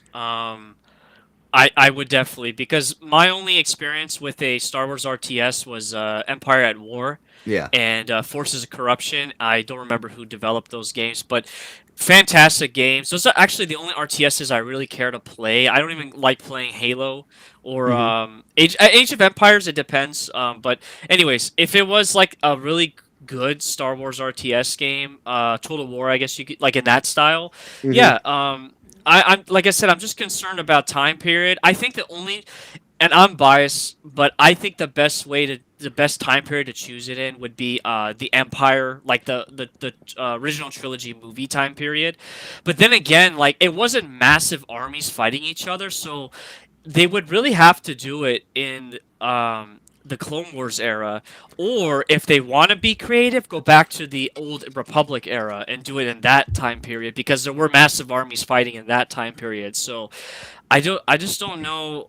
Like, again, I would play it if it looks cool and it's like the right time period that makes sense. Right. And for me as a Total War fan, the only thing I'm interested in what they're going to do is because when I think of Total War, it's more like melee combat and stuff like that. Like the only ones that really are not that focused, but they even still are heavily focused in melee combat are the Warhammer games and Napoleon Total War, you know? So my biggest concern is like when you think of Star Wars, you think of giant spaceships, you think of like massive like AT-ATs and stuff like that. Like you think of like the Battle for Hoth, and you think of like the snow speeders and stuff like People that. shooting each other with laser guns, yeah. Yeah, so like or like that infamous scene with like the Gungans and their shields and they're getting like mowed down and they're doing all that stuff with the droids. Yeah. And like you can have like a situation like that, but even then Star Wars wasn't exactly known for like these giant pitched battles, you know? Really, like I said, the Clone Wars, yes, but and also the Old Republic, but like original Star Wars, no. It was freedom fighters fighting against an empire, you know, like the biggest battle was the Hoth one. I'm not like super caught up in the lore. Maybe there was another bigger one, but I just think it would look really goofy if you're playing a Total War game and you've got like an army of like Ewoks marching up on the left Oh flank. hell yeah, let's fucking go, baby. I'm in. I'm like in. it would just like it would because Total War is supposed to be as realistic as it can be, right? Because like they've based like they've done documentaries with Total War, Yeah. so I would hope if it were my like dream, it would be cool if they did it in the Old Republic era where they actually had massive armies fighting against each other, especially during the Mandalorian Wars with the Jedi versus Mandalore. That would be pretty cool if they did Oh, something that in would be that great, era. actually. Yeah, now that you say that, because I said Because this that's the before. combat, the physical combat you're talking about it would be those two armies going at it. Yeah, and you know what's funny? I did mention this before, like when I was in a more bright-eyed and bushy-tailed youth, and still had hope for like Ryan Johnson in Star Wars. I was like, man, it'd be cool if Ryan Johnson did like a Mandalorian trilogy, where you just do the Mandalorian Wars. Yeah, that would have been amazing. Like if we got more visual media from the Mandalorian Wars, and I would hope that this is what they would focus on. But I don't know. It's Disney likes to focus on random stuff that isn't like cool per se. So I don't know what they're gonna do with this, or they play it safe, and they're gonna do like something like original trilogy that doesn't make sense. So. Yeah. Oh, overall, time will tell. We're going to find out at the Game Awards. That will be this Thursday. So very interested to see what comes with some of those trailers for sure. But generally speaking, I I'm curious to see what they're going to do. And yeah, unfortunately, Neo is like I would agree, but Disney needs to stay far away from the Old Republic. I feel like the only one that would work the best is the Old Republic, and we'll have to see. That's the only thing we could say is we'll find out eventually. Yeah, it's rumored by the way. It's not a Star Wars game and it's something else. And then we can all like exhale in unison that it's not a Star Wars game. Either way, it probably will be shit because Creative Assembly, Yeah, you would they, know more than most of us. like I'm saying, look, they made Halo War 2, Creative Assembly. They made one of my favorite video games of all time in Rome Total War, Napoleon Total War. All these old games are great. The newer ones, not so much. Even the Rome Total War remaster has sucked. And basically every game has just become Rome Total War 2, copy, paste, reskinned. That's another problem. Oh, lovely. So, we'll see. You can only go so far with like a team, and you kind of have to give people a chance, So, you're only as good as your last video game, right? That's what I always say. Yeah. So, we will see if their next video game is good or if it continues that line of being trash. And with that being said, thank you everybody for stopping by tonight. This was a very fun 3-hour show. So many people stopping by, so many faces. Wonderful to see everyone here. I do appreciate everyone who comes by for that. So, Mr. AC, would you like to plug and promote before we kind of close out and head out? Yeah, so just recently, about a week ago, 2 weeks ago now, I came back from a massive trip I took to the U.S. And so I finally was able to record and put together a video of all the video games that I purchased and brought back from the U.S. And it will go live tomorrow, I want to say 10 a.m. Central Time, or maybe Eastern Time. I don't remember the time zone difference, but I need to do a final check on it tonight to make sure it's good to go. But yeah, that'll be published, and you guys can check out just what I was able to bring back. I brought back basically a suitcase full of, or 2 suitcases full of video games and stuff that you were holding on to for me, and things that I found. So it was great to finally unload all that crap onto you and be like, no problem now. Yeah, so that's going to be published. I also recorded 2 other videos that are actually kind of related to that. There's stuff that I brought back, but they're unboxing videos. There's 2 separate ones. Those ones will be published probably one at a time next week and the following week. And so hopefully that will be entertaining for you guys. And then there's other videos I'm working on that you and I did, and I'm hoping to stream next weekend. I haven't decided yet what game I'm going to stream yet, but the year's closing out here soon, so I really got to stream a game and hopefully complete it. But yeah, that'll be a lot of fun. And Christmas time, I'll be working Christmas, but hopefully the weekend of Christmas, I want to stream the my Christmas gift that I bought for myself. It's actually my birthday and Christmas gift combined, Which one? but it's like 17. it's the massive Lego Deku tree for the Lego Legend of Zelda set that they've released like I think 2 years now, and so my goal is to do a full live stream of that and stream it in one sitting, which might take like 8 hours. Who knows? So, yeah, and yeah, Neo, that's the one I said you should watch. If I'm remembering correctly, yeah, it should be that one. Yeah, it is that one. Yeah, you'll like that one, Neo, the one that's coming out. But yeah, it's been a blast, and I've been having fun just trying to close out this year with a lot of games and finish them for this challenge, because we're gonna have to do. Oh, that's right, because you told me I need to do a end of the year video game kind of like not review, but just like the games I've played this year. Yeah. And so I might do a live stream for that and not a pre-recorded video.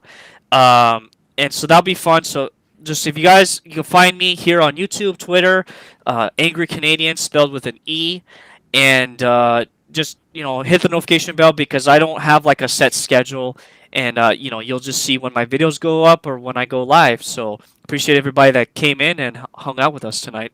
It was a lot of fun. Awesome. And thank you again, buddy. I do appreciate these bi-weekly shows we've been doing. Yeah, trying to help you out with that, since the schedule's kind of made it easier now that I can kind of hang out with you and do the bi-weekly stuff. So Yes. Thank you again for that. As for me, next week, I think I might do a video game stream. I'm 50-50 on that for Tuesday, because I kind of want to continue playing Grim Fandango. I was having a fun time with that game.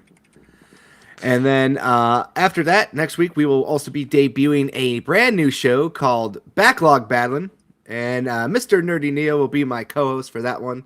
I'm trying to make that one more of a weekly show every Wednesday, where we sit down and we talk about the video games that we've been playing in a more in-depth detail, so we can kind of talk about them in more of an in-depth, instead of like a brief, like, oh, here's what we're doing.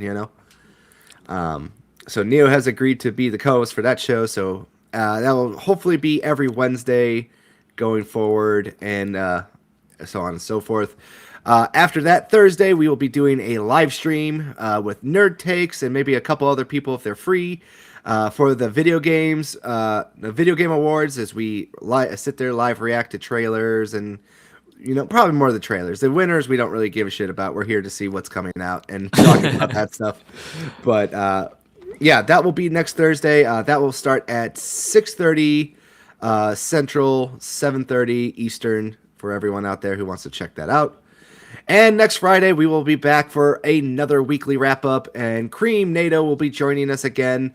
So check that out. Come by, stop by, and have a good time as we talk more video game news and hilarity. And we will also probably be... well, let me rephrase that. We will probably talk about the Game Awards in more in-depth detail about winners and trailers and reactions again on that show as well.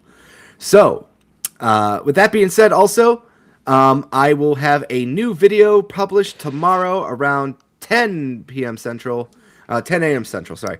And that will be a unboxing video, as I said before, of Expedition 33, the Lumiere Edition, and the Yakuza Kiwami 2 Limited Run Games Collector's Edition. So if you want to check that out, and any other video I posted of my collection stuff, just go and check the channel, and you can find a bunch of stuff there.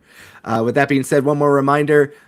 For the Christmas and New Year's holiday, I am taking those 2 weeks off of live streaming, but I will be posting pre-recorded content, interviews, well, not interviews, shows, makeup shows, collections, so on and so forth. And of course, we will be doing a small series about all the video games I played and beat for the end of the year, as well as my top 5 games of that year as well. But we will talk more about that as the weeks get closer. We'll end this conversation right now. Thank you again, Mr. AC, for coming by and co-hosting. Thank you, everyone in the chat, for stopping by. Wonderful to see everyone there. And I hope to see you all come back as well next week for other shows. Until then, have a wonderful Saturday. Have a wonderful weekend out there. If you have to work, I'm sorry. Hopefully work is easy and some